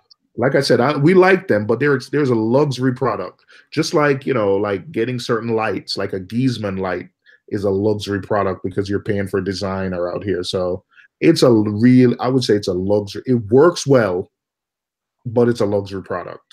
You know, when I think about you, I think about a hobbyist / scientist with all these tests that you run. Yeah, some of the stuff I do, I don't even publish, man, because I like do them and then afterwards I can't find the videos or I can't be bothered. But man, I like to test stuff. My tank is, listen, man, my tank is never going to be, you know, what I've learned to do, Cruz, instead of tinkering with the tank, I still tinker with it, but I give myself like 3-month chunks, you know? Like, I'll say I will not mess with anything. Like, if I'm running one test, I say, okay, I'm running T5s now. I'm not going to mess with the tank for at least 3-4 months. And I put like a solid date on it that says, don't mess with the tank until this date, you know? So at least you can see it breathe or something, you know? Give it a chance to really, you know. Yeah. Yeah. So I've been doing this these lights. So I figured, I think the end of this month is the next window where I could start to do some changes, you know? Right. Yeah. So yeah, man. The Pax Bellum, man, luxury product. The Ultra Reef reactor that they have, I like it. I have one. I really do like it. I like it a lot because it's a way you can disconnect your reactor, take it all the way to the sink, clean it. You know, in the chat, Ryan says some people like the high end stuff. There's a market. Absolutely. Yeah. That's always been my thing. Is like, there's a room for black box. It'll grow coral, but some people will really listen. For me, I'm sitting here talking to you guys on like a $3,000 laptop. Like, for me, I like technology, It's so worth I'm it. willing. Yeah. I'm on a MacBook Pro that is overkill for everything I do for it. But guess what? Because I'm in technology, I'm willing to pay for just that extra 5 to 10% that just gives me a little bit of luxury. Like, listen, man, you could type in a password. I just like having the fingerprint reader. Like, there's little luxuries that I'm willing to pay for with my computer. I don't drive, but I imagine as much as Cruz is in the car, Cruz is probably willing to pay for a Mercedes that gives him more comfortable seats or little luxuries because he spends more such time in the car. You know, I get my Lexus. See, Yeah. you know, like I don't understand. Like somebody, so when people start disparaging stuff, like I don't understand it sometimes. Sometimes I do get caught up in it, but you know, like I know we go back and forth with the whole Android thing, and it's all in good fun. But to be honest, like it's somebody's money. Somebody is willing to pay for certain luxuries that fits them. I don't know anything about cars, but you know, for me now, looking at the outside, I might say, oh, a Kia. I don't need a Lexus. They just overcharging like a Kia. Yeah, a Kia gets me from point A to point B. But like I said, somebody like Cruz who spends 4 hours a day in the car, bro, you want some luxury. You want that navigation. You want to feel good when you're driving for all that time. Yeah, you know what Cruz wants? Cruz wants a damn limo driver to take him home. No, I don't. I enjoy driving. I enjoy driving. Yeah, I'm like Cruz. I like driving. Yeah. I mean, See, it's my part of fun, you know. Yeah, until you hit traffic, right? Yeah, well, I mean, even when I hit traffic, I'm not too pissed off. It's when people start freaking driving like stupid, you know, and they start cutting people off. It's like, seriously, where did you go? 5 feet in front of them? Right. That's it, and you hit your brakes. Come on, stop being an CO, a-hole. I think part of like that expensive reactors and that kind of stuff. To me, here's the difference. You know, what is your average house note? What is your median income where you live? You know, your average income for a hobbyist. Well, I mean, down here, plant workers, you know, make 80, 90 grand a year. Like your operators, 80, 90 grand. And that's making good money across the board. That's what engineers make down here. Now you move to where Cruz is or where New York is, you know, where you are in New York, well, then that changes. So we went to San Francisco. I know San Francisco's off the charts, but in Oakland, just outside of Oakland, there's a Phillips 66 refinery. A inside operator at Phillips 66 there makes, was it $47 an hour? The same guy here makes 28. Yep. And it's the same level of living, probably, though. Yep. You want to play dinosaurs? So and you know, when you get to, and for me, you know, like I have so many things I'm doing, Jeeves, in terms of I'm trying to get a business off the ground, had a full-time job, had a wife and 2 kids. So me, I'm willing to pay a little bit of money for something that lessens my time I have to spend doing menial tasks. And it might sound, you know, elitist or something, but there's something I want to do. Like, you know, I don't want to clean my skimmer every week. So I would be willing to invest in a neck cleaner so I don't have to clean the damn thing every week, you know? Right. So, It's what you can afford as well. You can My afford dad, it. Well, no, but my dad always said, you know, good shoes, good bed, and a good car. Because if you're not in one, you're always in the other. Right? Right. Yeah. So, I mean, I have nice shoes. I have Rockports, you know. For my bed, I have freaking Tempur-Pedic. You know, for my car, I have a freaking GS350. You know, there you go. Everything else, I could freaking have run-of-the-mill stuff. You know what I'm saying? And now speaking of higher in the fish game, Joey DIY did a video about Bashi sumps. You guys are familiar with Bashi? Yeah, Bashi. Yep. Yeah, those are really, really beautiful. Yeah. But to be so I'm not bashing Bashi. I never seen it, but there's a lot of companies you can go out there and get them to make you like nice sumps. You know, Bashi is one, Synergy Reef is one. There's a bunch of companies you can go out there and pay. Trigger's the other. And you know, also in addition to that, this guy's story is very impressive. He started building sumps in his house, and now if you see the factory warehouse that he has is just off the chain. Yeah, man. More power to the guy for doing his thing. Couch a little bit. Hang on a second. I think we got some. I think we got some questions in the chat. Oh, I think Dave already answered. Dr. Welsh, what's your opinion on oversized skimmer using a skimmer rated for 300 liters? I like to oversize mine a little bit because I tend to have a lot of fish. But I think you can get to a point where you oversize too much, where the foam head isn't stable. So I would say I like to, like I got what, 15, 16 fish in a 75. So I do like to oversize, but I don't go too crazy overboard. Also, one reason I oversize is because I need to pull in outside air into my skimmer. So I tend to oversize because the skimmer has to do a little extra work to pull air like 5, 6, 7 feet into the skimmer itself. So I oversize.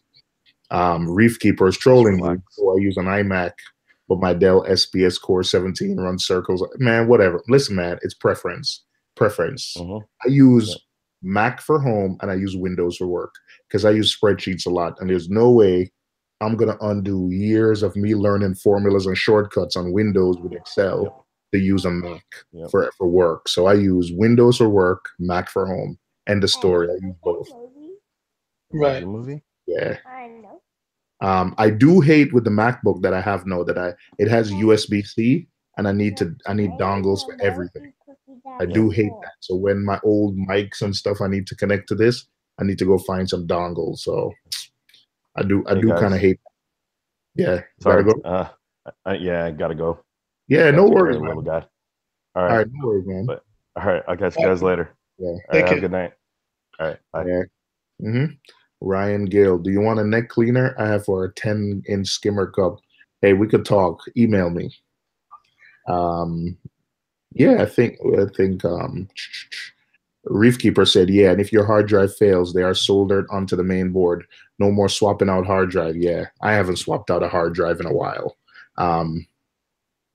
This one has a real thin one, and I think it doesn't even have like a hard disk. It's Yeah, more but you have the Dells. Listen, the laptops. If I didn't buy this MacBook Pro, to be honest, the one I use for work, the what's it called, man? The IBM stuff I use for work. The MacBooks I would buy personally anyway. I think they're all so small. They're using like specialized drives. So I don't, like the one I would buy for myself, they're all small anyway. But that doesn't bother me because